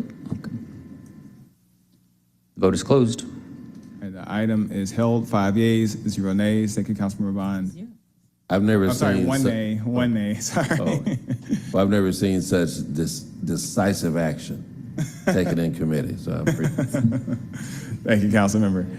An item is held in committee, and just to restate, 5 yeas, 1 nay. All right, that takes us to item number 17. Mr. Evans, if you can sound the caption. 23-0-1395, an ordinance by council members Marcy Collier Overstreet and Michael Julian Bond to add the name of former City of Atlanta council member Jim Maddox to the signage at the gateway entrance to the Cascade Springs Nature Preserve in recognition of his dedication and service to the District 11 community and the City of Atlanta as a whole, to waive certain provisions of the City of Atlanta Code of Ordinances and for other purposes. Councilmember Overstreet.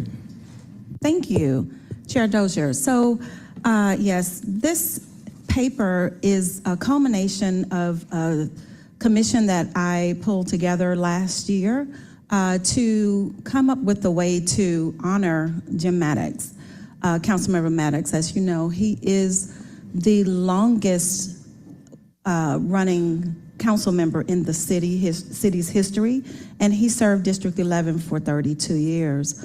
Meaning that we've only had like 3 council members for my district, and that's him, Keisha Lance Bottoms, and myself.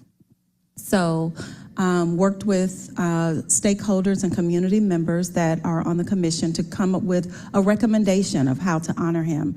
And this paper is just that. It's a recommendation of how to honor him. And what they would like to do is to have his name prominently displayed at the Cascade Springs Nature Preserve, which is very close to where he actually lived. And, this whole historic, I'm sorry? Yeah, so this whole preserve is a history movement in itself. It's probably the only 125 acres that sits squarely in a Black community where a city actually purchased the land to preserve it so that it wouldn't be used for anything other than preserving beautiful green space. And I'm pretty sure that nowhere else in the country will you find an area like that where it was preserved by Black community working with the Department of Interiors, and he was the council member at the time that made this possible. So it is important that we do honor him in a beautiful way, and this is the recommendation from the committee to not name the preserve after him, because a preserve is a preserve. It's not a park, it's a preserve. It's like Yellowstone.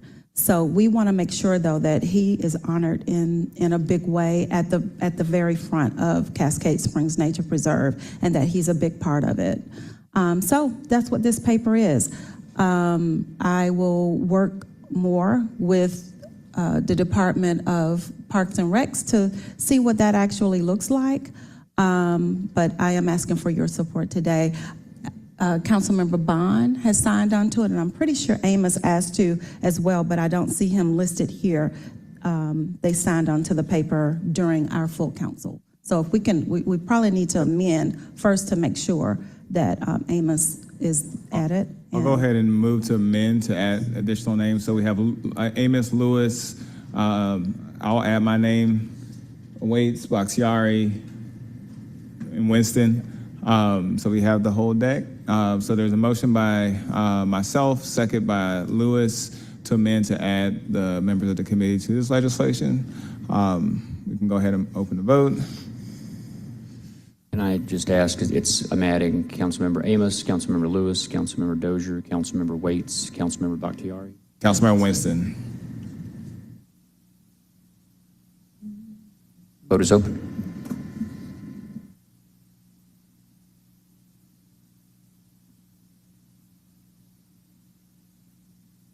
And the vote is closed. All right, the motion to amend is favorable, 6 yeas, 0 nays. Any additional questions or comments, Councilmember Overstreet? Well, I want to thank you all for joining me in this because it really is a historical landmark, I think, not just for Atlanta, but as a model for the country as to what we can do and what we should be doing in our communities. I want everyone to put at top of mind how we've partnered with philanthropic organizations and fundraise for other parks as to how a dedication looks at a park, and I think that's the direction that we will go with this. So thank you again. I appreciate your support. Thank you. Well, I'll go ahead and move to approve as amended. Second by Lewis. Please open the vote.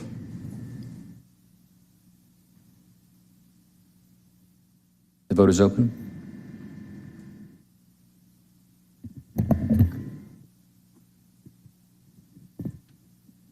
The vote is closed. As favorable as amended, 6 yeas, 0 nays. Congratulations, and thank you for coming and spending time with us. Y'all are more than welcome to join us for the rest of the meeting if y'all want to. All right, that takes us to number 18, and before Mr. Evans sounds that caption, colleagues, there is a substitute for this item, and that substitute essentially, so the item essentially is related to more funding for Cone Resnick LLP to perform grant management, project management support for the Department of Grants and Community Development. And so the substitute removes the city's emergency food shelter program from the legislation. The substitute also adds exhibits 1 through 3 and funding, which is funding and account information. I'm sure we'll have some more questions about that specific action, but I'll go ahead and move that substitute forward. Our motion to bring forward the substitute. There's a second by Winston. If you can go ahead and open that vote, and then we'll go ahead and sound the caption and then discuss the legislation. The vote is open.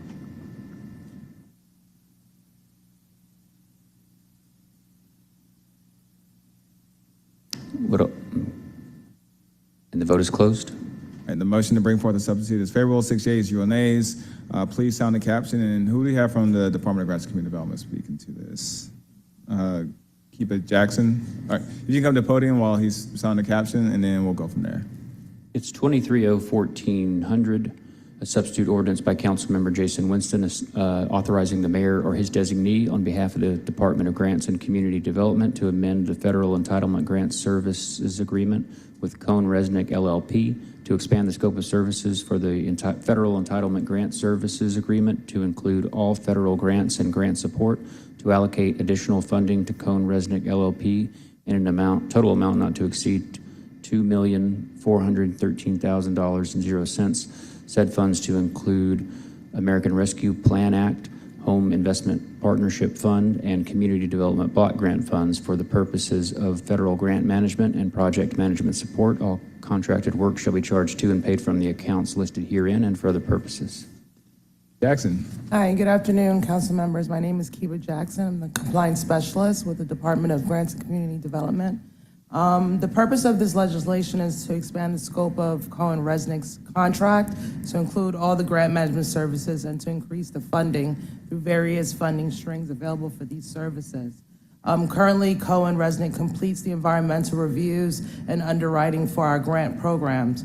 We have an increased need for their services and to include additional grants and additional grant management. This legislation adds those funding strings and scope. Thank you. I had just a quick question. What stuck out to me was the portion about the city's emergency food shelter program. Can you talk about why that's being removed or altered or tweaked? Is there a separate funding string attached to that program? If you can kind of respond to that a little. My apologies. I'm actually here on behalf of the director, Genevieve Jones, and I do not have an answer for you. However, I can obtain that information for you and have that forwarded to all parties that need that information. That would be great. We can get that before, and I'm gonna move to approve this, but on substitute. But if you can get that information to us before Absolutely. the council meeting, that'd be great. Absolutely. Thank you. Thank you. There's a second by Winston. Any discussion? See now, please open the vote. The vote is open.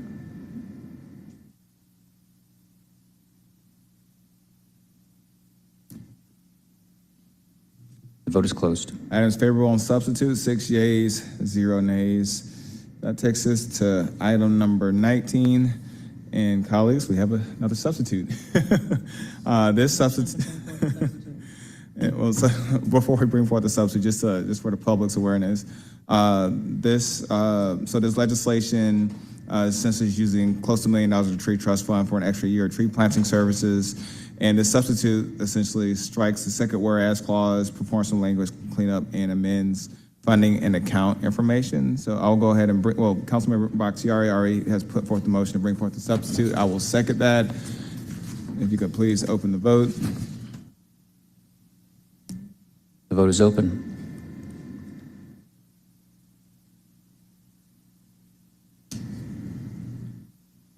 The vote is closed. A motion to bring forth the substitute is favorable, 6 yeas, 0 nays. We have Taryn Heidel with the office, our Deputy Commissioner Voss. Dream team, doesn't matter. If I can read the caption. Oh, yeah, sorry, please sound the caption. Item number 19 is 23-01401, a substitute ordinance by Councilmember Jason Dozier, a substitute ordinance authorizing the Chief Financial Officer to amend the Tree Trust Fund budget and the FY 2024 Department of Parks and Recreation budget by transferring the amount of $995,942.00 from the Tree Trust Fund to the FY 2024 budget of the Department of Parks and Recreation to fund the planting and maintenance of trees, improvements to the urban forest and community education in the city of Atlanta, and for other purposes. Deputy Commissioner Voss. Good afternoon, Chairman Dozier and members of council. This legislation is an ordinance to move funding. There's a companion piece you'll see, it's number 22, I believe, Mr. Evans, which will actually allow for the amendment. But more importantly, I wanted to introduce to you our senior arborist, Taryn Heidel, who's going to speak to you about this. This legislation as a package will allow us to plant trees as early as this fall. These are all volunteer trees that we plant every year, and so I'm going to let Taryn speak to it. Be nice to her. This is her very first time ever presenting to CDHS. So Taryn Heidel. Hi, good afternoon, everyone. So as Doug mentioned, proposed ordinance 23-01401 and resolution 23-R3859, item number 22, would amend the current contract with Trees Atlanta to add funding for another year of volunteer tree planting, tree care, and educational training for the public. This will continue the 20 years of community-based forestry services Trees Atlanta has completed with the Department of Parks and Recreation using the Tree Trust Fund. This contract focuses on merging urban forestry work and urban forestry education by completing all work using volunteers and providing urban forestry education for all ages. Engaging communities via volunteer opportunities and education builds stewardship for this living infrastructure to fill maintenance gaps and keep costs below market value. This one-year amendment includes the following. 2,800 trees will be planted in all 12 city council districts during their dormant season, which is from October 2023 to March 2024. Locations will be determined using the 2018 Urban Tree Canopy Assessment completed by Georgia Tech and the 2023 Atlanta Heat and Flood Risk Assessment completed by Urban Adapt, along with the community engagement to ensure that we are working to achieve our 50% tree canopy goal and prioritizing heat vulnerable communities. Trees should ideally be ordered from nurseries from midsummer to early fall to ensure high quality trees of diverse species in time for planting, which is why I'm standing here today. These new trees will be maintained and warrantied for 2 years after planting. An additional 500 trees ages 3 to 10 years old will receive structural pruning to ensure visibility, maintain ADA accessibility, and improve the future health of young trees. So these are outside of the trees that are being planted. Urban forestry education outside of volunteer projects includes 8 pruning classes, 2 volunteer certification courses covering invasive plant removal and tree care, 11 speaker series taught by urban forestry experts, 8 guided tree walks, 200 public school classroom visits, and 8 paid summer jobs for high school students. I can answer any questions you have. Thank you, Ms. Heidel. I actually have just a comment and a question. My comment is just want to give a big kudos and shout out to my colleague, Councilmember Bakhtiari, for her leadership around the Heat Island assessment study that was done. And then a kudos to you and the Department of Parks Recreation team for incorporating that study in your evaluation of where these trees could potentially go. So I just think it's great to see this synergy happening in real time as y'all are building out y'all's programming. My question is just with the torrential downpours we've had over the last couple of days, a lot of trees came down across the city. Have talked to a few community members and a few advocates around wondering if the city is doing anything around end of life for our trees. I know some of our older trees came down because soil erosion and things like that. But then I know like some of our willow oaks, for instance, only last about 100 years. So just thinking through, is this program, since it's a city program, granted it's in partnership with Trees in Atlanta, is there any, what's kind of the thinking around incorporating this into life for some of our existing trees?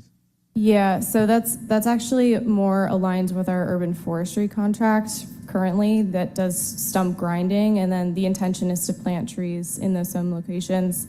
But also we're partnering with Department of City Planning to come up with an approved planting list that both the Department of Parks and Recreation and City Planning can use that incorporates kind of the lifespan of trees into that, so that short-lived trees that are brittle shouldn't be planted along streetscapes. Thank you. Any other questions for colleagues? Councilman Lewis. So I'm super in support of the legislation, but I want to figure out a way in which community members can be more a part of the planting. I know the 2 years that you used were 2018 and 2023. And so 2018 is when the city actually looked at the trees? So the 2018 canopy assessment is when the last one was created. Department of City Planning is working on getting an update on the canopy assessment. So it's done every 5 years, I believe. So yeah, we're eager to see where the canopy's at now. So we haven't received that back yet? No, that's in process. Yeah. Okay, so yep, and I was just thinking about how the city has changed over the last 5 years. And so I was hoping that we would, I know the 2023 study we have, I was hoping that we would get a more of a tree update, but we get that this year. I would like to also know to make sure that the communities are included in it, because we have, he mentioned trees falling. I'm also thinking about the trees that aren't taken care of, because like the grass not being cut around them, and just looking at places that they've planted trees. I have some trees to where they're planted in front of trees that we aren't taking care of already. And so I have community members who are a little nervous about having more trees come in because they know the ones that the Trees Atlanta and the city of Atlanta already have up are already not being maintained. So I'm a little, that's the nervousness of this for me. Right. So this is kind of that ongoing contract that we've had every year, but To your point, I agree with you. I think that there could be a lot more collaboration, which is what we're hoping to achieve. So sitting down and talking to Watershed, Atlanta DOT, city planning, mayor's office, we've all been talking about ways we can improve and kind of set standards across the board so that we don't see trees that are overstory trees being planted under power lines, et cetera, that cause, those maintenance issues. And speaking of that, that's why I was hoping that we did a new study. And you said it comes through in 2023. So we have trees that were recently planted, like 2 months ago, right on the power lines. So they're still doing it, and it's still in partnership with Trees Atlanta. So a lot of those issues that you're seeing are actually replacement trees, not necessarily planted by Trees Atlanta. So this contract is not for those recompense replacement trees. This is an addition to help grow the canopy, versus those replacement trees are required by the tree protection ordinance to replant after a tree has been removed. And we're seeing a lot of, because there are so many different players, we're seeing a lot of issues with those being planted. And I'll say that because my wife woke up one morning, went out for Trees Atlanta planting. The neighborhood chair, Mario Head from Polar Rock, was not a part of it. We then saw trees get planted under the power line. Neighborhood chair called me the very next day, said, "Councilman, why'd you let them do this?" I reached out to my wife, and she said her tree was actually taken down, the one under the power line. So I know it's still happening, and I know it happened at a Trees Atlanta event. So that was this summer. Yes, thank you for bringing that to my attention. If I find any of those, I will make them move them and replant them. So, but we can get them moved. I didn't even know. We can, yes, we can get them moved, especially if it's within that 2-year period. That'll be great. And then we can get them moved during their dormant season, so from October to March, to ensure survivability. Pryor Road, Macon Drive. Okay. Easy. Thank you. Yep. And before I give Councilman Waits the floor, just a point of clarification.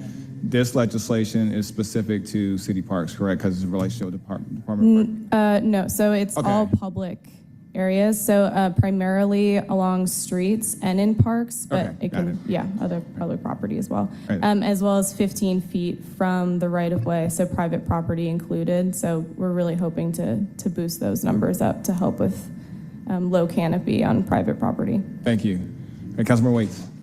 Thank you, Mr. Chairman. I'm just trying to figure out how can we support some of our seniors who have restricted income. A number of trees, as you've indicated, have come down all over the city. And so I don't know if this fund would be germane, but I would like to have a conversation at some point, very similar to the Legacy Residence Fund that's been put together regarding how we can support those seniors who demonstrate need and meet an age requirement who may be dealing with something like that. Yeah, no, I appreciate it, Councilman Waits, and I think I have an answer, and it's related to the ongoing tree protection ordinance working group conversation that we had earlier. Part of that conversation where we left it off last year was with the ongoing tree trust fund and the recompense that feeds into that trust fund, having that available to seniors or disabled folks so that they can have that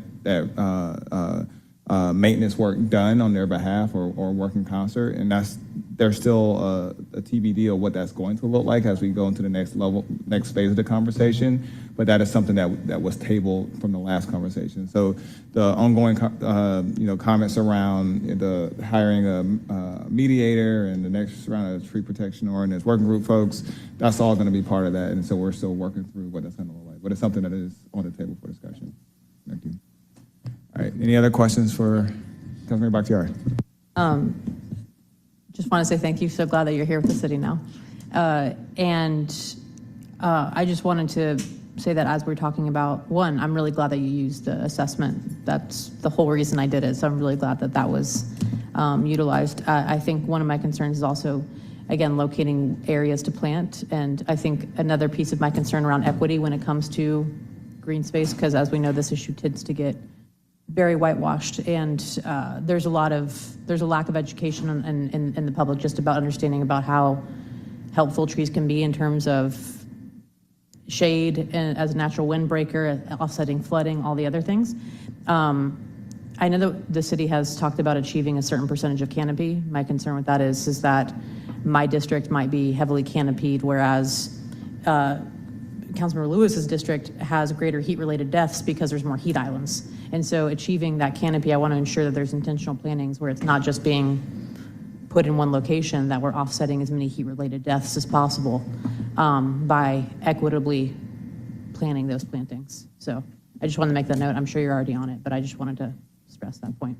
Yeah, and I think to that point too, I'm going to be trying to work on a separate contract that makes infrastructure changes so that we can plant in areas that they don't have plantable space. So this is going to fill that other gap, but I agree with you. I think that we need to move more in the direction of pulling up sidewalk and creating more space for trees. And for the record, we can both have canopy and housing, so thank you for this. I really appreciate it. Thank you, Councilmember Bakhtiari. Any other questions or comments? Councilmember Amos.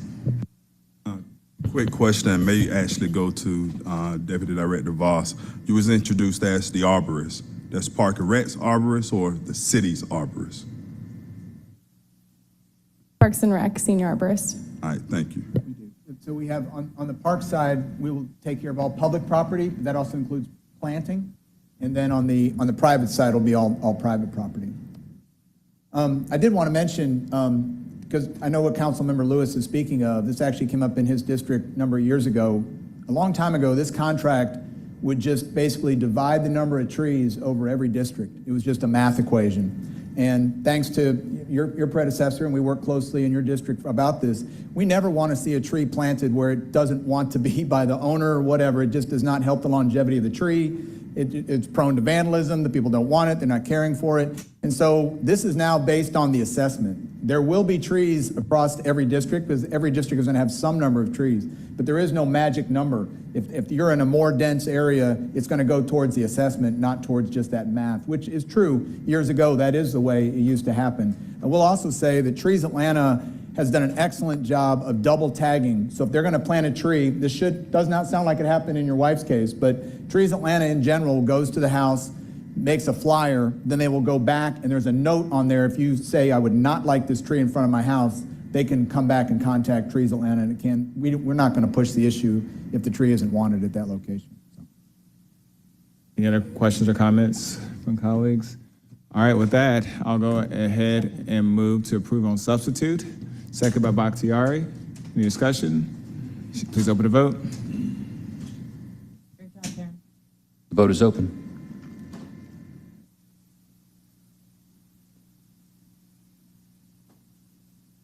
The vote is closed. The item is favorable on substitute, 6 yeas, 0 nays. And Ms. Heidel, thank you so much for bearing with us. I know it's your first time in the shoot, but it's baptism by fire, so I appreciate you. All right, next, item number 20. Colleagues, once again, we have a substitute for this particular item, and this substitute does a number of things. The first thing that it does, well, first, just to clarify, this item is related to ratifying the mayor's rapid housing executive order. If y'all saw the RFP that was issued a couple of months ago for 184 Forsyth Street, right next to Garnett MARTA Station, that is the site that is going to be part of this rapid housing effort. I've been working with the administration, particularly with Mr. Humphreys, on not only identifying the site, but working with the community and making sure the community understands what's going on. And there was a mistake made with regards to the legislation when it was introduced. So the substitute, the first thing it's going to do is change the sponsor. I will be added as the main sponsor. Councilmember Boone, who read it in the paper, will still be included as a co-sponsor, but that's the first thing that the paper is going to do, the substitute is going to do. Secondly, it's going to add an additional whereas clause, as well as add a new section 2, as well as add some account strings in section 3, replacing the previous placeholder. So with that, move to bring forward the substitute. Councilmember, yes. So let's, if we can, Councilmember Lewis would like to also be added to. Do we need to amend after the substitutes were brought forward? Is that the easiest way to do it? Okay, so we'll make that as part of the substitute. Add Councilmember Lewis to that paper. And then we'll go ahead and I'll make the motion to bring forth that substitute, and I think Councilmember Bakhtiari seconded.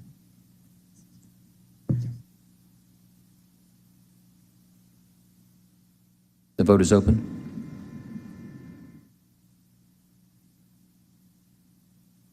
I had the substitutes brought forward, 6 yeas, 0 nays. Before I open the floor, I do want to go ahead and read in the caption, and then we'll go from there.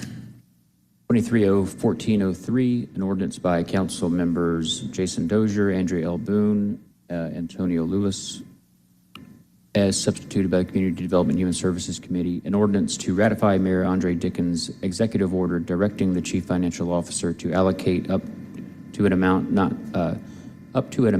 to exceed $4 million and 0 cents for the purpose of contributing to the efforts of Partners for Home to acquire certain manufactured structures from the Georgia Emergency Management Agency and to facilitate the conversion of the structures to housing as the initial project of the City of Atlanta's Rapid Housing Initiative to provide quick delivery housing for the city's unhoused residents, to ratify the Chief Financial Officer's payment of the funds so allocated from the accounts listed herein, to authorize PFH to utilize funds from the donation ratified hereby to cover the cost of any other housing construction or related costs concerning Phase 1 of the Rapid Housing Initiative and for other purposes. Mr. Humphries with Senior Policy Advisor to the Mayor. Good to see you again. Long time no see. So I'm here. I also have Catherine Bassel here if you have any questions for Partners for Home on this. But appreciate, Mr. Chair, you're working with us on the site in your district, and really the opportunity that we have here is to address the immediate need we have for housing of the unhoused residents of the city, and provide that housing, to build quick housing, to deliver it quickly, and really to give folks a dignified place to stay. There's an opportunity, and that triggered the executive order with GEMA, the state's emergency response agency, on a decommissioned hospitals that they had around the state that were set up during the height of COVID, that were already set up with hospital rooms, and so now there's an opportunity to convert those. They're offering to donate them to the city, and so right now we're working with them on the donation of those and what the retrofit would be. But really for us, this is the beginning of we think it's going to be a larger initiative. We'll start with 184 Forsyth and grow from there. But to address this need for housing for our unhoused residents and provide it in a quick way, but also high quality way. And so that's what we're working on now, and Partners for Home obviously is a key partner in that work, and this allows us to jumpstart that and get things moving. Ms. Bass, I don't know if you had anything that you wanted to add to that. I see you in the back. I want to acknowledge you and thank you for coming out today. No, I don't have anything to add. Okay. And then just one of the questions that I've seen come up in this conversation, I know folks are concerned about shipping containers and how well they can be retrofit for housing uses. But just to clarify, that work has already been done in terms of being habitable. Is that correct? We're just now making them so that they can be housing. Can you talk through some of the technical aspects of that a little bit? So the GEMA facilities were outfitted as hospital rooms, so a little bit different. So some work has to be done to retrofit that into housing, but they are occupiable structures right now and have been for the last 2 or 3 years.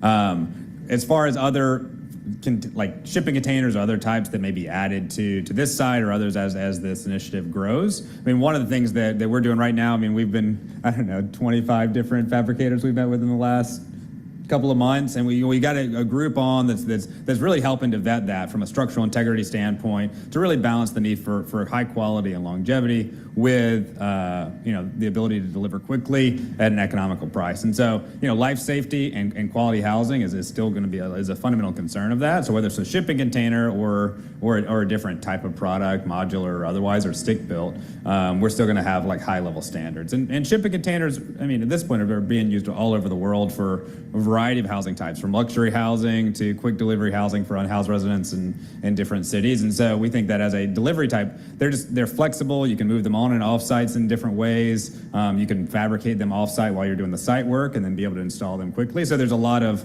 from a speed of delivery standpoint, a lot of value to it. And from a structural integrity side of things, this has become an increasingly common practice to use them for housing. And just to be clear, we didn't just go down the street to the CSX yard and pull them off the back of a truck somewhere, right? That is not the plan now. Okay, there's some of the questions that we get. Councilmember Bakhtiari. Yes, I just wanted to, echo my support of this and to thank Ms. Bassel and I guess you as well, Josh. But also just really wanted to thank, and Councilmember Dozier, because I know this is something that you've been working on with Mr. Humphries and Ms. Bassel for quite some time. and I'm very grateful. I really do hope that this is a step in the direction of moving our city towards a housing-first approach. It's just, if we want to eradicate homelessness, I am of the opinion that is the best way to do it. So this is amazing. So I wanted, again, just thank you. And of course, Mr. Vassal, who I don't know how you have time to do anything, but thank you for all of your work on your decades-long work on tackling homelessness in the city. Deeply appreciative, and I guess Josh helped a little bit. So thank you, and I wanted to move to approve. There's a motion to approve on substitute by Bakhtiari. I will second. Oh, no, we added the names as part of the substitute, so please open the vote. No music? The vote is open. There you go. Would all Now we members have vote? precedent, yeah.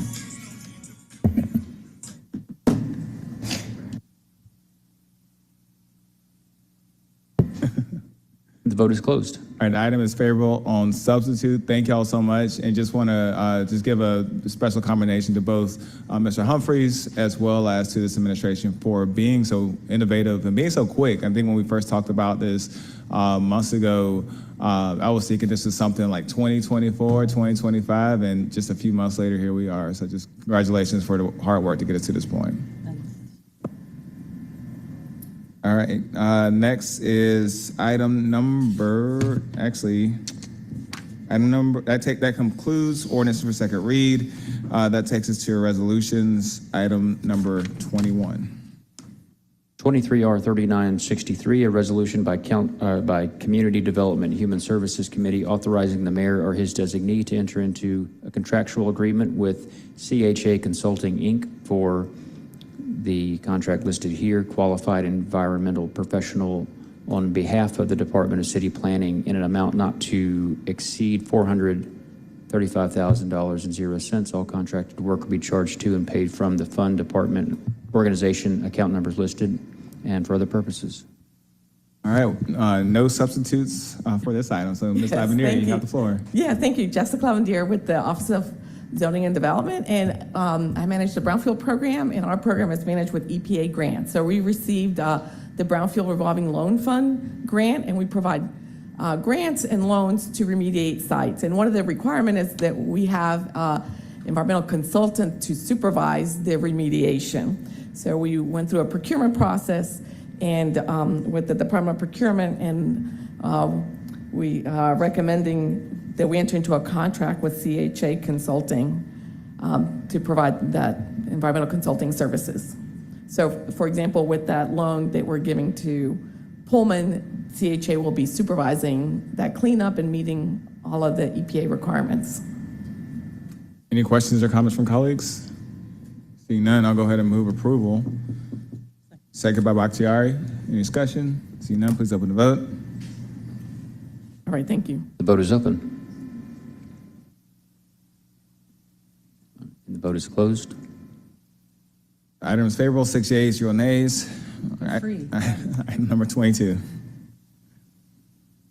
23R3859, a resolution by Council Member Jason Dozier authorizing the mayor or his designee on behalf of the City of Atlanta to execute the First Amendment to Special Procurement Agreement listed here, community-based forestry with Trees Atlanta, Inc., to amend the scope of work to add additional planting and maintenance of trees, improvements to the urban forest and community education, and to add additional funding to in an amount not to exceed $995,942.00. All contracted work shall be charged to and paid from the account numbers listed herein and for other purposes.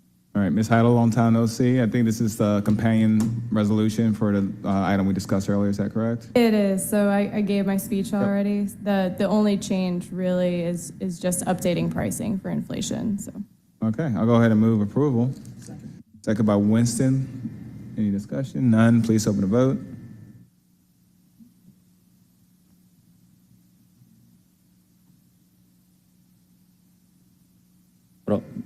And the vote is closed. Item is favorable, 6 yeas, 0 nays. All right, colleagues, that concludes resolutions. We already tackled the dual referred items. However, we have a couple items off held, and then we will be done. So next up is item number 37 is ordinance 23-0-1125. Mr. Evans, if you can sound that caption, we can take that. This is an ordinance by council members Alex Juan and Liliana Bakhtiari to amend the land use element of the 2016 or the 2021 City of Atlanta Comprehensive Development Plan so as to designate property at 2018 Flat Shoals Road, Southeast, Atlanta, Georgia, 30316 to the single-family residential land use designation and for other purposes. All right. Ms. Lavenier, you have anything to add to this? I was going to say that this parcel is part in the City of Atlanta and part in DeKalb County, and to facilitate the development of the parcel, they've made a petition to annex into the city. So the recommendation is to provide a single-family residential, which is what it has in DeKalb County. Any questions? Motion to approve by Bakhtiari. I'll second. Please open the vote.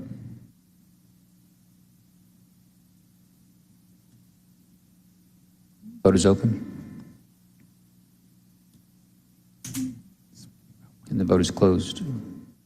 And item is favorable, 6 yeas, 0 nays. That takes us to item number 38. Colleagues, we will have an amendment for this, but Mr. Evans, if you go ahead and sound that caption, and we'll take on that amendment after the caption is read. 23-0-1116, CDP 2304, an ordinance by Community Development and Human Services Committee to amend the land use element of the 2021 Atlanta Comprehensive Development Plan so as to redesignate property located at 820, 830, 832, 836, and 1580 Flat Shoals Road, Southeast, and 816 Maynard Terrace Southeast from the single-family residential land use designation to the low-density commercial land use designation and for other purposes.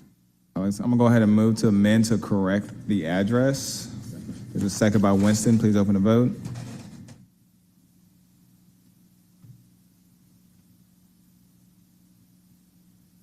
The vote is open. And the vote is closed. Oh, excuse me. Now the vote is closed. Item is amended, 6 yeas, 0 nays. All right, colleagues, this will actually now need to be held because there is companion legislation that is still with zoning, and so we need to hold it. So, did I get that correct? Oh, well, it's already held in zoning, so I don't need to, do we? It's not held. This is a CDP paper, it's not a CDHS So- paper, but it's already in our held. Okay, I'll go ahead and move to hold. Did I get that backwards? There's no action. There's no action. Okay, well, you can, unfortunately, the public record is the public record, but erase that from your minds. All right, that takes us to the next item, which is item number 41, 23-0-1249. This is CDP 23005, an ordinance by Community Development and Human Services Committee to amend the land use element of the 2021 Atlanta Comprehensive Development Plan so as to redesignate property located at 1508, 1512, 1516, 1522, and 1526 Hardy Street Northeast from the low-density residential land use designation to the medium-density residential land use designation and for other purposes. All right, colleagues, this one does have an amendment, and this amendment clarifies the land use language, so I will go ahead and move to amend. Second by Bakhtiari. Please open the vote. Vote is open. The vote is closed. The item is amended, 6 yeas, 0 nays. Ms. Lavenier, did you want to add anything to this before we take a motion? This is a land use amendment to change the land use designation to medium-density residential, and it's part of the rezoning of the property to MR3 to allow for the construction of 37 townhomes in the Edgewood neighborhood of NPUO in Council District 5. Most of the parcels are vacant. There's a house on one parcel and a church, and it's just north of the Cone Middle School. So the staff feels that it's consistent with the Edgewood plan and also the comprehensive development plan. So staff recommends approval. NPUO voted to deny, not to support the amendment. All right. Okay. So there is a motion on the floor to hold from Councilmember Bakhtiari. I believe this was also held in zoning. Is that?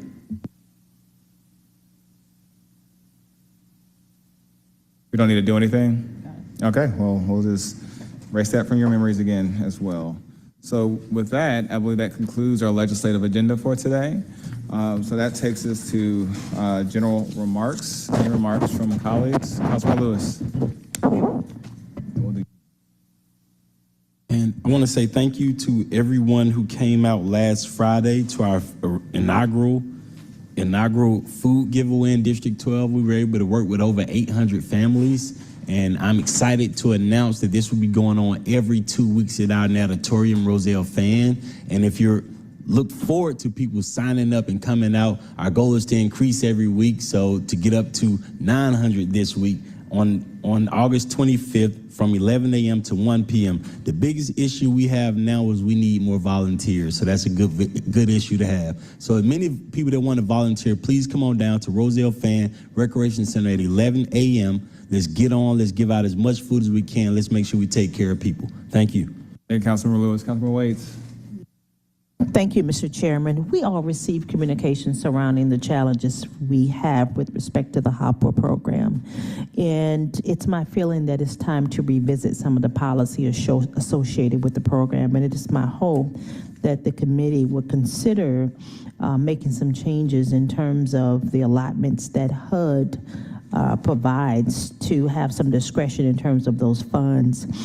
I've received communication, just like all of you, from a number of individuals who are losing their housing and who are facing eviction due to the fact that some of these plans won't exceed a $20 or $50 range. And so it's my hope that we can use the discretion that HUD allows us to use to be able to serve more vendors. And it is my hope that this committee will consider visiting the idea of doing some policy or legislation to assist with that.